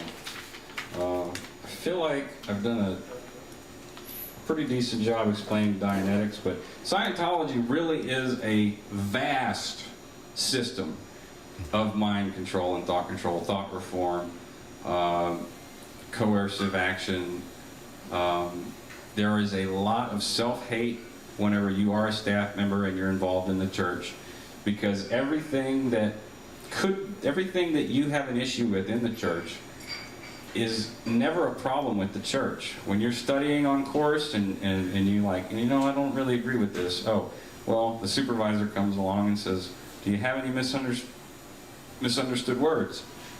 Well, no, I don't really think I do. I mean, there's and then there's the, and then there's as and of, and they'll make you word clear those definitions. I've had to word clear a. That's pretty fun. That took about 6-7 hours to sit there, and because when I word cleared a, I don't know how many definitions it was. I word cleared the a in language, in English. I just thought that was the most insane. It was an M1 session on A. Mind-numbing. You word clear. You look at each definition and you make sentences with until you can have a clear conceptual understanding. You have to give an example. Most of the time, 10 to 20 sentences of each definition. So when you get a word like A, it's and that stops you from finishing what you're trying to do. Like, they'll be like, well, what does A mean? What does of mean? What does? Of course, that's an extreme example, but it does get into the weeds. You get into the weeds about stuff like that, and keep people on course. Keep people clearing words. And those are some real doozies. But the point is that when you're studying and you have a problem or you have a disagreement, they will never acknowledge it. You are told to reread the material or to find your misunderstood word. And then you will understand. And so over time, you're just like, whether it is because you just don't want to disagree. That's exactly it, witness. It's distracting from the reality of what is happening. Yes. And my initial consultation with a tester, right, to get a state evaluator and then another state evaluator in my divorce case. I was sued for divorce. And at that point, I had sort of thrown my hands up. I'm like, you know what? I will do everything therapy because this other shit ain't worth a damn. And look at it. Just look at it. My life. Tragedy. So,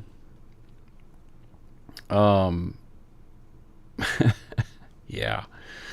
I word cleared A. Yeah, those A-holes made you word clear A. And the reality of what's happening. Yeah, so constant distraction. The first guy that I saw, who was a state evaluator, he said that it's very common that like people with mental illnesses like that I've had, or HPPD, major depressive disorder, can be distracted, and if you have enough. And I do that. I do that already with music and stuff. But like the reason it was Scientology was working for me was because it was distracting me. I initially got in for a major psychotic and what I thought was psychosis or schizophrenia. Turns out it was hallucination perception persisting disorder. So and major depressive, and I think I say everyone's got PTSD, but my therapist disagrees. There's mild and severe and all kind of other stuff, but so the PTSD on top of that. So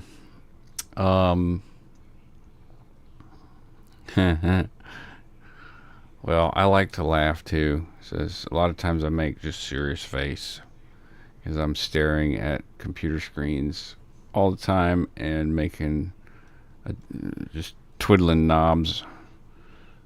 All right.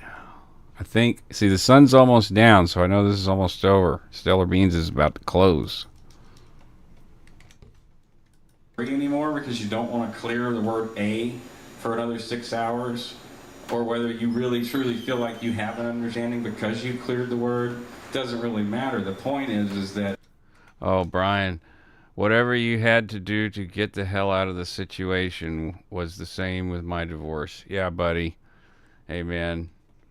I'm glad you're here. That's rough shit, bro.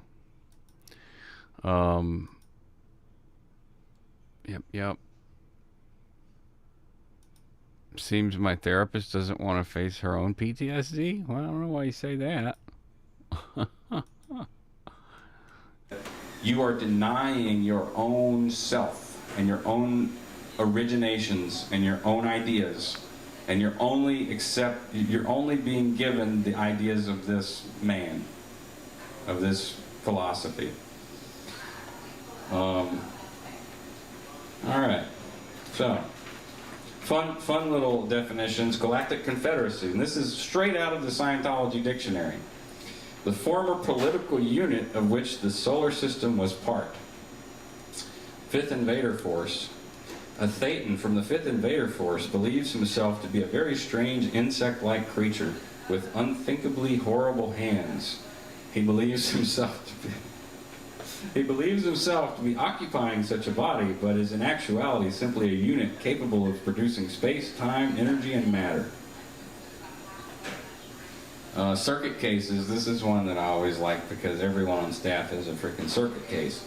The auditor will encounter many cases which resolve very rapidly. These account for fully 50% of the people who come to him But he'll also encounter many people whose cases are resistive, and will encounter a small handful who wouldn't let anything happen if the auditor used a shotgun on them. These are called circuit cases.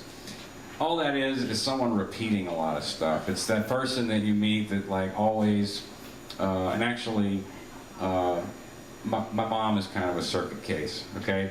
It's just, you know, it's whenever she'll have a conversation on the phone with someone, and if you're sitting there listening, she'll relay the story, because she likes to gossip.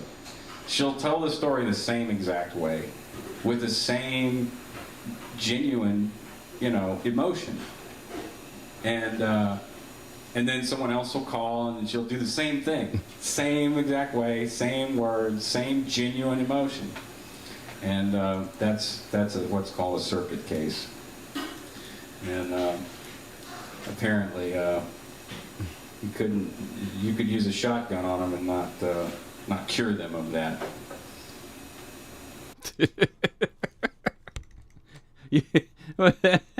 So what he's saying, he's saying you could blow the dude away and it's still not going to cure a circuit case.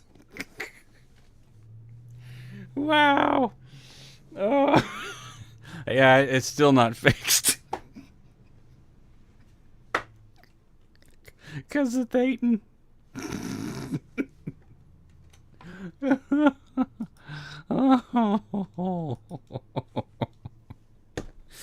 Ah. So, okay, I'm going to do, what time is it? Let's see here. 8:30, all right. My personal story in Scientology, now that I got all that stuff. That's great. My goal with this is to basically just inform you what kind of stuff goes on, because you're going to find a lot of this Xenu stuff and a lot of the space opera stuff, and it's hilarious, you know. It's really funny. But what's not funny is the, and I encourage people to laugh at it, you know, and really, it's a joke, whatever. But there's some serious things that happen in the church. There's a policy called disconnection, and this fly won't leave me alone. Maybe it's a Scientology fly. Flyentology.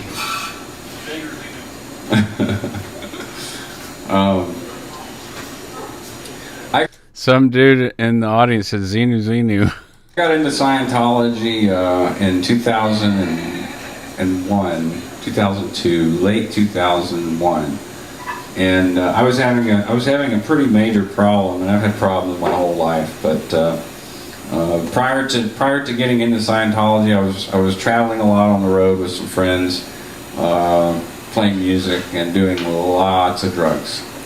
And before that, oh yeah, I was selling drugs here in town. You know, it's not really.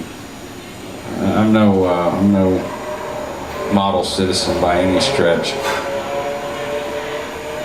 But around when I was 23, I had an experience. I think this was when, like, I don't know, it was some kind of synthetic pot, or maybe it was just all the years. The couple, you know, it was about three years on the road where we were just doing massive amounts of drugs, you know, massive, and all day. And it was like we were on the road all the time, so we didn't really sleep that much.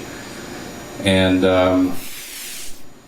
I started having hallucinations, and it was very much reminiscent of the times I had taken LSD or mescaline and stuff like that.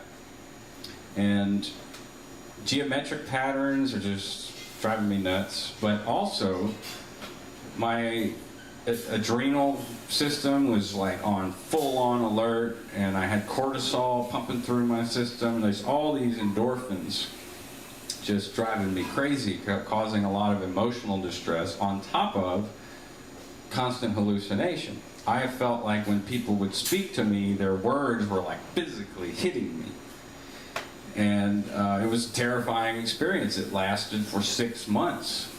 And when it started, I stopped all the drugs I had been doing completely.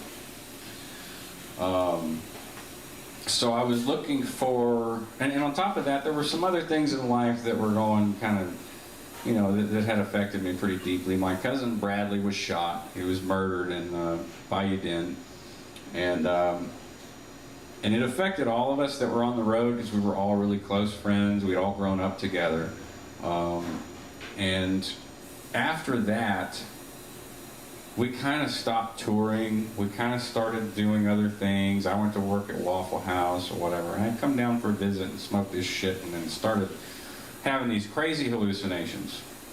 And that part of my life is really kind of blurry and confusing, but I do remember the panic and it just felt like I was tripping on acid. Who wants to trip on acid for 6 months? I mean, it's if you've ever done it, it's cool and stuff, but I mean, it's not something you want to last forever.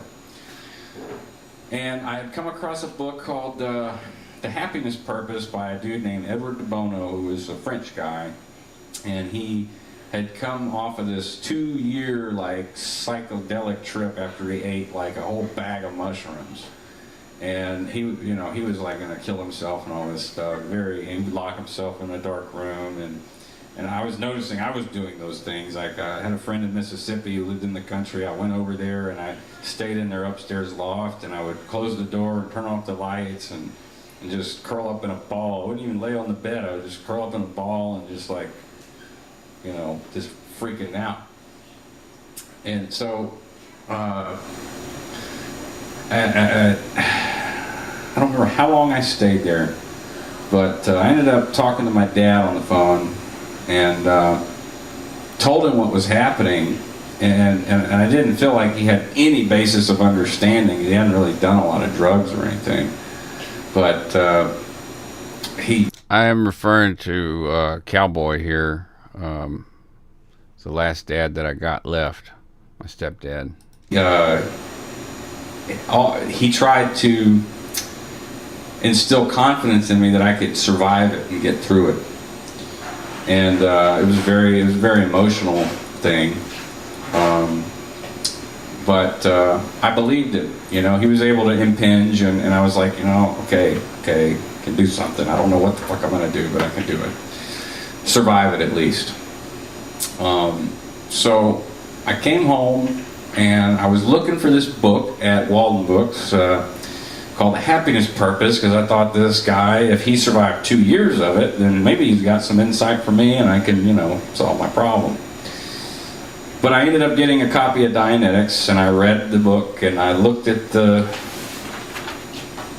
dynamic principles, survival, and how things like this happen, how you can get re-stimulated.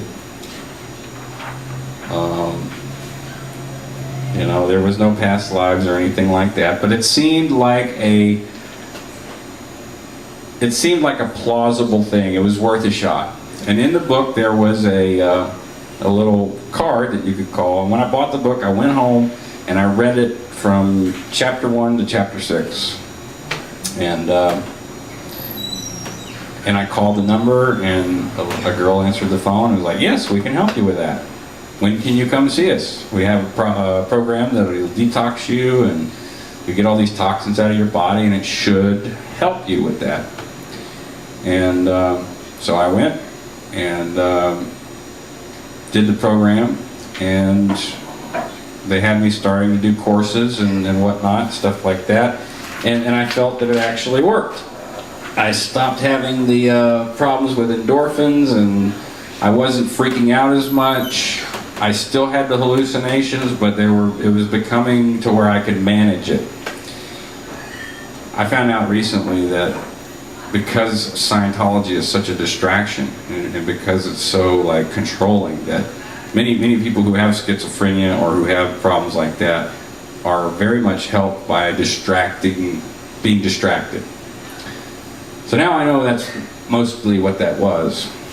But they recruited me to go to Hollywood shortly after and open a mission and help with that, because the program that I paid for, that my mother loaned me the money to go do the detox, was like $1,400. I felt an obligation to donate some of my time and sign a 2.5 year contract, because I got my life back for $1,400, and I, felt like that was a freaking bargain. When we arrived in California, we did a lot of the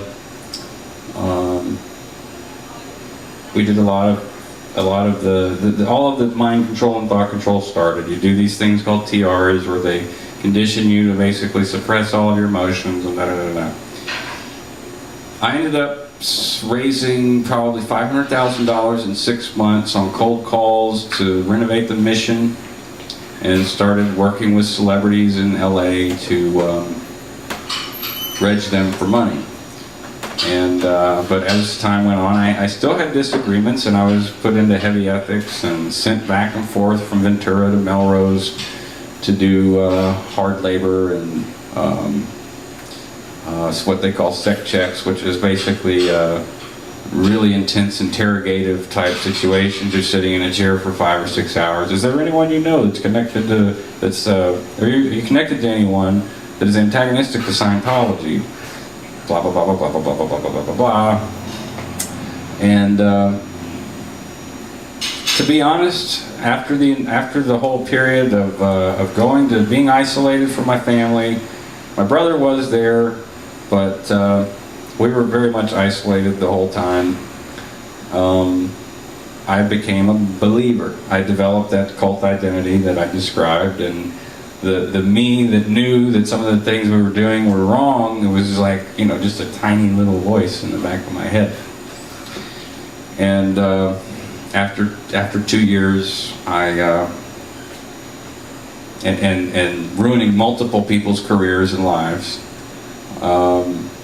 people selling their houses to do a auditing action, or we had a young man who had just got signed to the Minnesota Twins, and he got a $500,000 bonus right out of high school, was going to be pitching in the majors the following year. We just totally ransacked $350,000, and he became so involved in the church because he paid that money that he just stopped. He didn't focus on his career. Another man from Ventura sold everything he owned to go train at Flag, which is in Florida, to become an auditor up to class 8 or whatnot. And I just think about all these people that I interacted with, and that's really kind of where after 2 years, and then not to mention the self-hate and then the imposed hate on you for being so out ethics and all this stuff and being treated very poorly. I tried to hang myself in the Melrose mission, and after that, you become sort of an ethics particle, they call you, and you're a danger, because if something like that did happen, then it would become a PR nightmare. You see things on Scientology all the time that are extremely negative, and they don't want any more of it. So they let me go with my $500 pay, and speaking of, I made $40 a week, worked 16-hour days, 7 days a week, living in Los Angeles. So you can try to imagine how to live like that. Not sure how, but we somehow did. After I left, I actually still wanted to be in the good graces of the church. I went to my sec checks. I went and did my OW write-ups. And at this particular time, I see this now, but in hindsight, it's 2020, right? There were a lot of things that my ethics officer and my auditor were leading me to say about myself that were very introverting. That in OWs, you write this stuff down. You write it all down in your handwriting. And there are things that I didn't even do that I wrote down in my handwriting. I see this now as sort of we've got this on you, and it's a means to keep you silent and quiet, for a number of years, and then let me tell you, I haven't said a damn word in almost 10 years. And I started about a month ago with a YouTube page, and I'm feeling much better about everything, being able to talk about it. I know it's... Hey, have you guys seen that YouTube page? Extremely hard for people to understand what it's like being in a cult, how you get in a cult, how you stay in a cult. But I can tell you that it has nothing to do with intelligence. It really doesn't. So I think I'll end off there, and if you have any questions, then you can ask. Seemed like you might have had something there. No? I'm just thinking about growing up in a Baptist church. How, I mean, it's not that intense, but it's similar. You don't really think for yourself. Right. I mean, that's what I was saying. Thought reform is all around us. And I really believe, and I would love to advocate to educational or educators, that critical thinking skills and logic should be really something that is taught more than it is, because those it's everywhere. It's everywhere, and you know, to the degree of how destructive it is how much of a problem it is. But people that you know, people that would never see themselves in that kind of a situation. Witness, thanks. It's great that you can speak about these traumatic episodes. I think it's healing. Do you feel talking about it publicly makes a difference? Hear the thunder? I would say that I know, but I only can say what I've been told, or what has been said, or what has been commented and stuff like that. So, I think it has, you know, I hope it has. There's a comment on my original video here.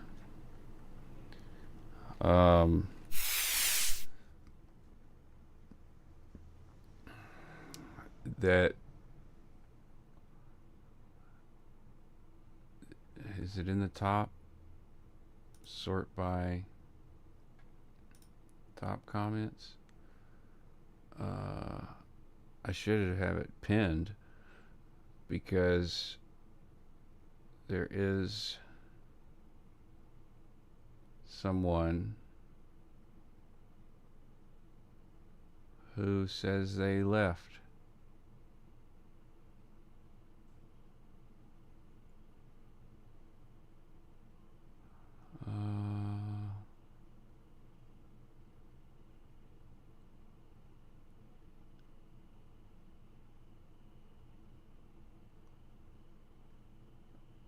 I was looking for it the other day. I found it. I probably screenshotted it on my phone. I do need, that's why I was looking for it, so I could screenshot it in case someone had it deleted. But someone left. Yeah. They said that after watching that it was exactly, they were about to sign a contract, and like a staff contract.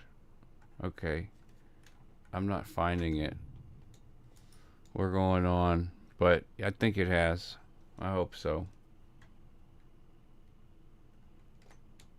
I hope so.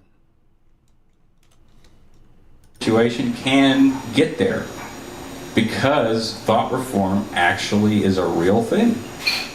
You know, there's factors that you can, you know, if you can control a person's environment, you can control their behavior, control who they see, what they read, how they interact with other people, and and then you develop a language. The language is very crucial. The language is huge because that's what stops your thought, you know.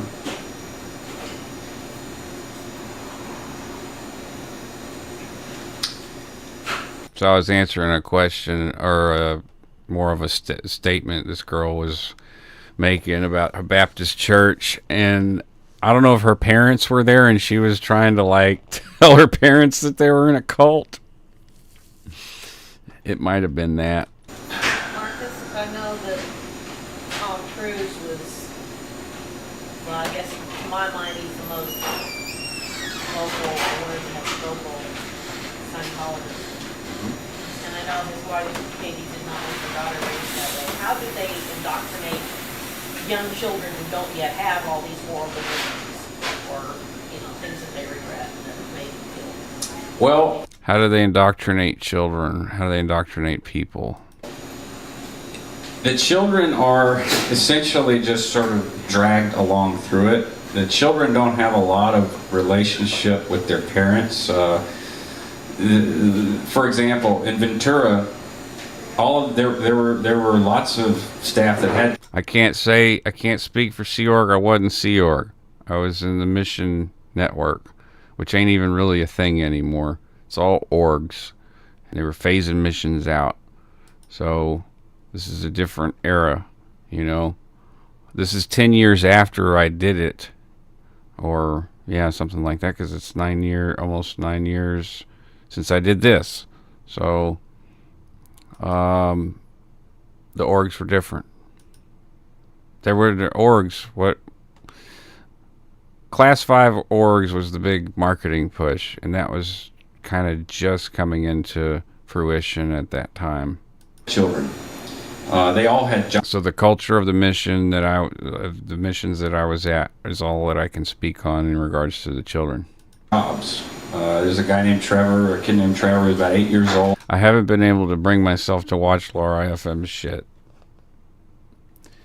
And being real, Laura, I see her music, I see her perform, I see how much has been kept inside for so long. Because I know I feel like I know how that feels. And when she's done a lot of broadcasts, and part of me wants to watch them, and then the other part of me doesn't. It's just too much heartbreak, I'm glad that she's here. I love her music. I play her every Thursday on K-Fuck Radio. At high noon to get you plenty of fuckles for your weekend. Be sure to drop by Radio KFUK, K-Fuck Radio, because fuck it. All right. Oh boy. Well, he was the guy who... Oh, Bach Buddy, leaving COS. Words of Bob Dylan. Love me some Dylan. Gonna change my way of thinking, make myself a different set of rules. Gonna put my good foot forward and stop being influenced by fools. Yeah. I didn't sing it like Bob Dylan. But that's probably okay. Dawn says it has helped me talking about some of my experiences in chats like this, even after 40 years. Thank you, Dawn. That's what this is.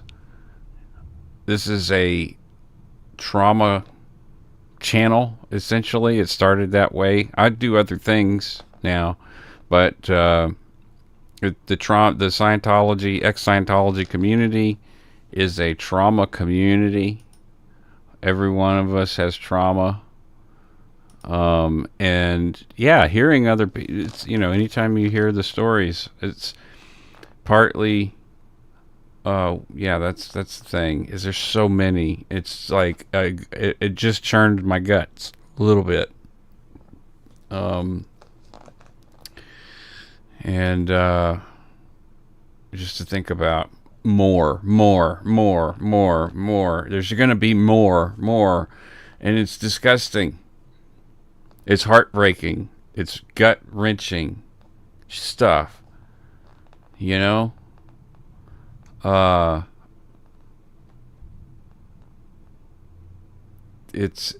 to those who've experienced something similar or have loved ones that are going through it or anything like that, it really is a good resource. It was for me, you know. The stuff that I would say helped me was watching Jerry Armstrong speak at churches and stuff. Watching Frere ETA talk about how the church and Flag were a criminal organization. And then later Mike Render and Marty Rathman, those were the initial, like, things that I was like, well, wait a minute, like that's big. That's, there's cover. Like, if I wanted to speak about it, I could probably do it, relatively safely. So, and that is a major concern. I had a family, Answered the phones and greeted people when they came in. He worked 12-hour days, sometimes 14, 16-hour days. And the other children were doing promotional material, folding and doing, putting in envelopes. And the only education that they receive is Scientology. So, and I've read actually a lot about this. When this is second generation cult members, it's a very difficult issue to deal with because they have no identity.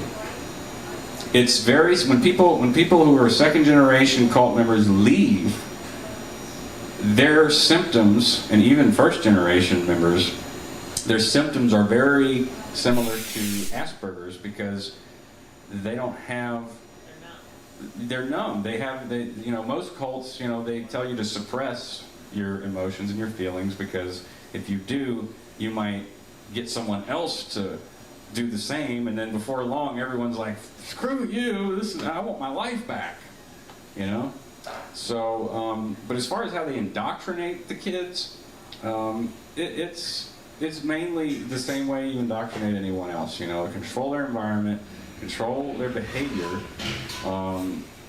load the language, it's all, Robert Lifton and this lady Mary, or Margaret Singer, did a lot of research about Melu mind control, which is communist Chinese mind control.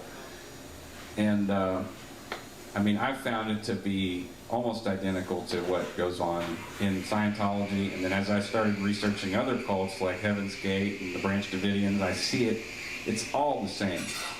Those factors are what contributes to brainwashing people. Yeah. Any other questions, comments, concerns? When you're talking about clearing these, what did you call them? Engrams? Yeah, engrams. I guess what came into my mind is cleaning up your desktop. Yeah. You know what I mean? It's like you're not getting rid of these things, but you're creating subfolders and you're just putting them somewhere. You're organizing them, and that's a great analogy. Yeah. Yeah. Well, That's it. There's a device that you're kind of hooked up to or something?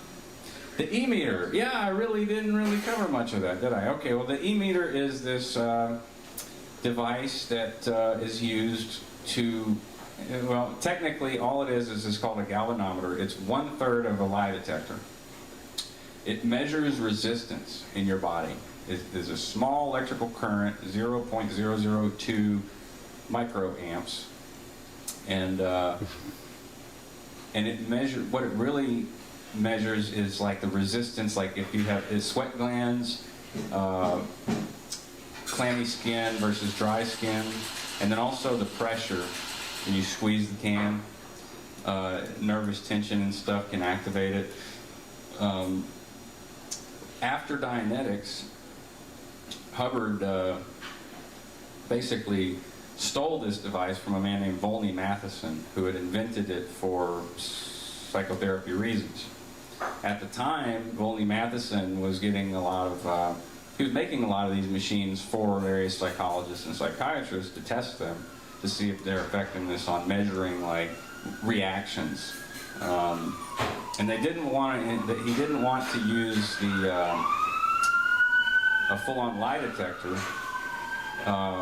because he just wanted to measure the resistance and not the heart rate and the respiratory rate. He felt like that was going to be too much for a psychotherapist to interpret. So Hubbard basically, and there's a whole story behind this too, because Matheson tried to sue Hubbard for, you know, patent infringement and stuff like that. It was originally called the Volney-Matheson electropsychometer, and Hubbard stole the technology and then renamed it the Hubbard E-meter. And it has a, if you're familiar with hypnosis and you got the little swinging pendulum or whatever, it serves that similar purpose. Because when you're in a Dianetic session or a Scientology session, you're holding these cans and you're thinking of these incidents, the auditor, you can't see what he's seeing, but he's looking at it and he'll look up at you, you know? And if a thought reads, then he'll be like, well, what was that? And you might not know what that, you might not have had a thought. What was that? So you're literally reaching and you're like, you're mocking up things, and as long as it's getting a read, then you feel like you're actually getting somewhere. Especially with the past life stuff, you know, they'll be like, whoa, what was that? What was what? That right there. And then you mock something up and you're like, well, that can't be real, you know? I didn't, you know, I wasn't impaled by Vlad the Impaler and wherever, Transylvania and shit, you know, that didn't happen to me. He's like, oh, okay. Well, what was that? And then you know, it's like, well, you know, you keep getting reads on the meter, so, and they will run the case as long as it benefits the pre-clear. So it serves as a hypnotic device, really, because you're going into this state of somewhat conscious, somewhat creative thinking. You're thinking of these things that may have, could have, possibly, whatever, happened. I can't remember which waves. I think it's delta waves, theta waves, and alpha waves states are the suggestible states, and beta state is the waking state. So, yeah, beta state, waking state.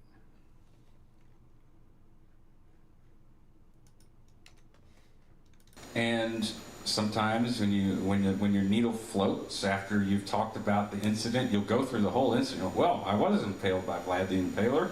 It was it was like 11:30 in the morning, and the Cossacks or whatever were storming the castle, and I remember almost falling off because of the step. You know, there was a cobblestone that was loose, and I remember thinking at that moment, God, I wish that someone would have built this bridge better. And, you know, like all the moments that you think that you might have, the moments of clarity before death or something. And then he ran up to me and he stabbed me in the stomach, and then he screamed this, and I mean, you literally just make all this stuff up. And then it's validated. Oh, your needle just floated. Thank you for telling me that. And see, they do not supposedly invalidate what you say. They can't. It's a very one-sided process. They ask you questions, you answer. They do not say, oh, okay, well, do you really think that you did that? Or it's not like typical psychotherapy where they will discuss with you.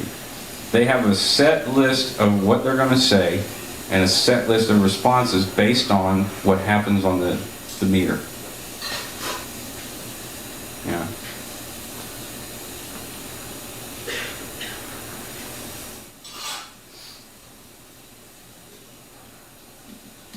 E-meters. Yeah, what you got? Is there any reason, in your opinion, usually when I hear Scientology mentioned, it always associated with the West Coast and at least in the media. Right. I don't know To if that, California Hollywood celebrity religion.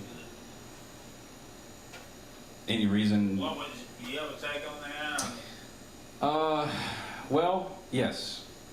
And it's not just mine either. I just finished reading Going Clear, which is supposedly one of the most fact-checked books about Scientology.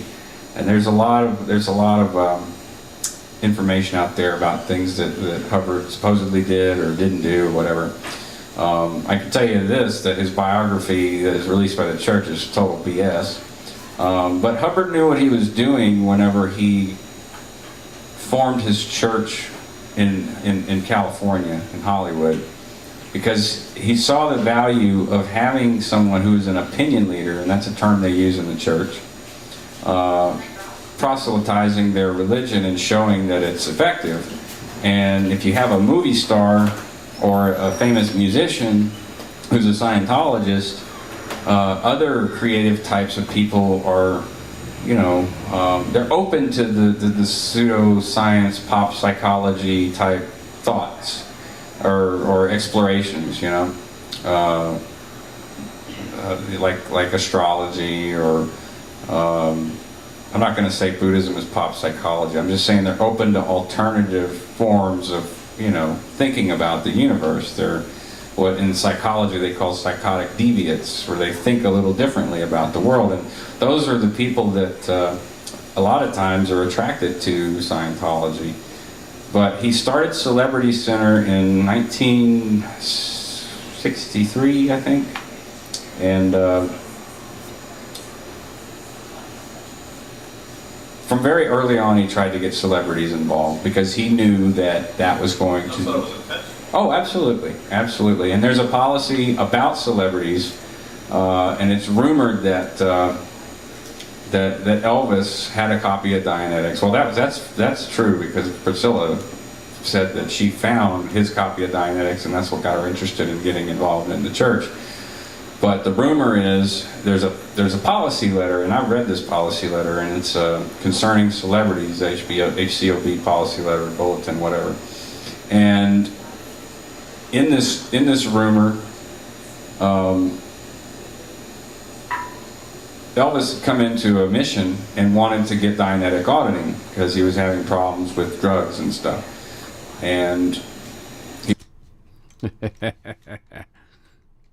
So, Zelma, I did an rundown. It's this thing called the interiorization rundown. Yeah, your comment says, I don't know. I have quite the imagination. I'm a musician too. I would probably dream up all kinds of crazy stuff. I did. I built a giant space station 30-something trillion years ago called Ars Lycus to imprison space criminals. That's what I did in a past life. With gravity tractors. he wanted to go clear. And the registrar, Elvis wrote a check and told the registrar, this check won't be good until Tuesday, but I'll come back Tuesday whenever, I don't expect to get the auditing now, but as soon as the check clears, we can start. Well, the registrar said no, we can only take cash, or, the check has to clear now, because we need the money now. And he said, well, screw you people. And he never went back. But there are very clear, celebrities are handled completely differently. They are the elite class of Scientologists. And so a lot of them do not see a lot of the abuses and things that go on, or if they do, they are justifying it with the ethics technology that they learn.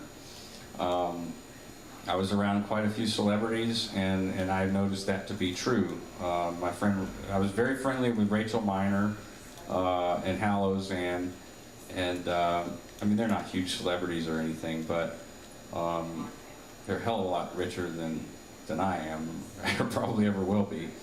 And I know that they saw some of the abuses that were occurring, but they justify it through the teachings of L. Ron Hubbard, because they see themselves as superior beings because they have success, because they are, you know, in the media and in the public and have that influence.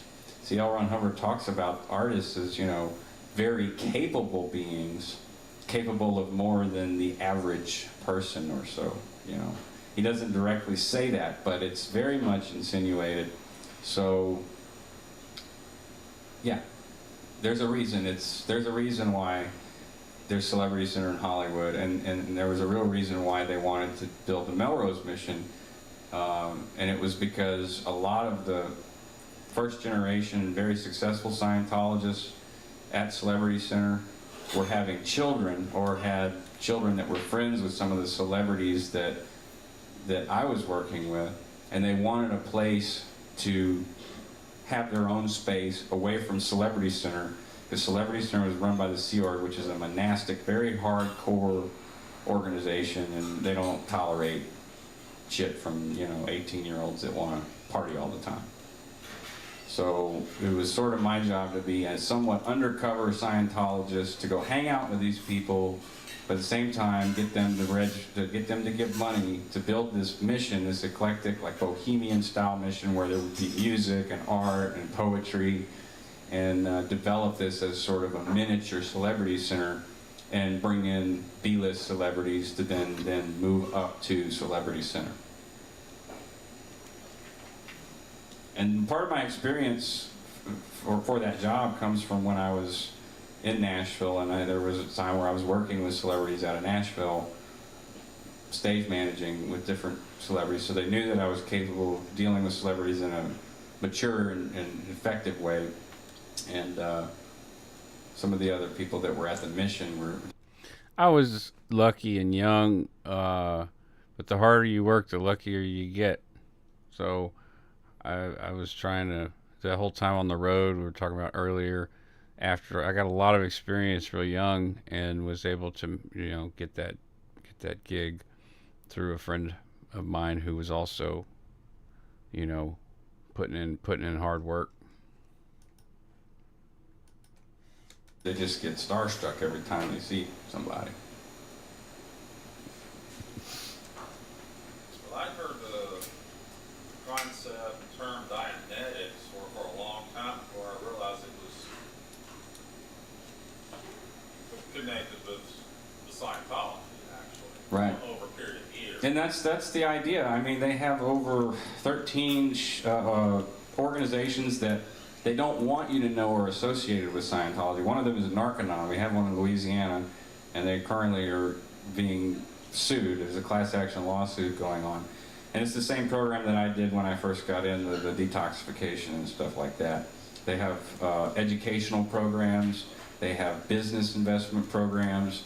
They have criminal rehabilitation programs. And none of it will say in any point L. Ron Hubbard. You know. Well, the funny thing,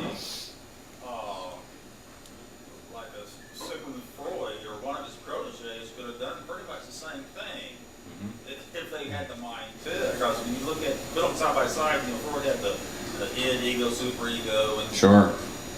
Reactive mind, analytical mind, Theta. Yeah, exactly. It sounds like a graphic novel or something. Yeah. No, I mean it's an amalgamation of tons of philosophies and The 19th century and early 20th century psychology and psychoanalysis. Absolutely.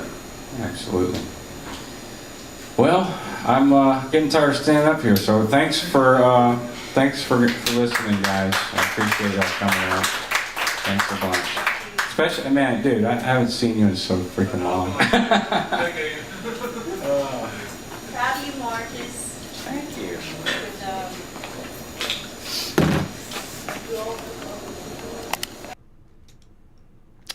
All right. Well, that was that. And it's time to eat lunch, y'all. Thanks for stopping by. I cannot play the video yet from my therapist. She's getting her license next week.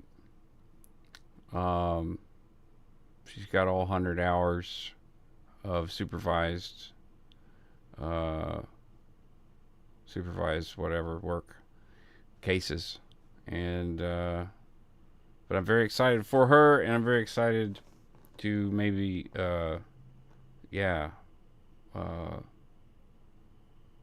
want to show that clip about NPD.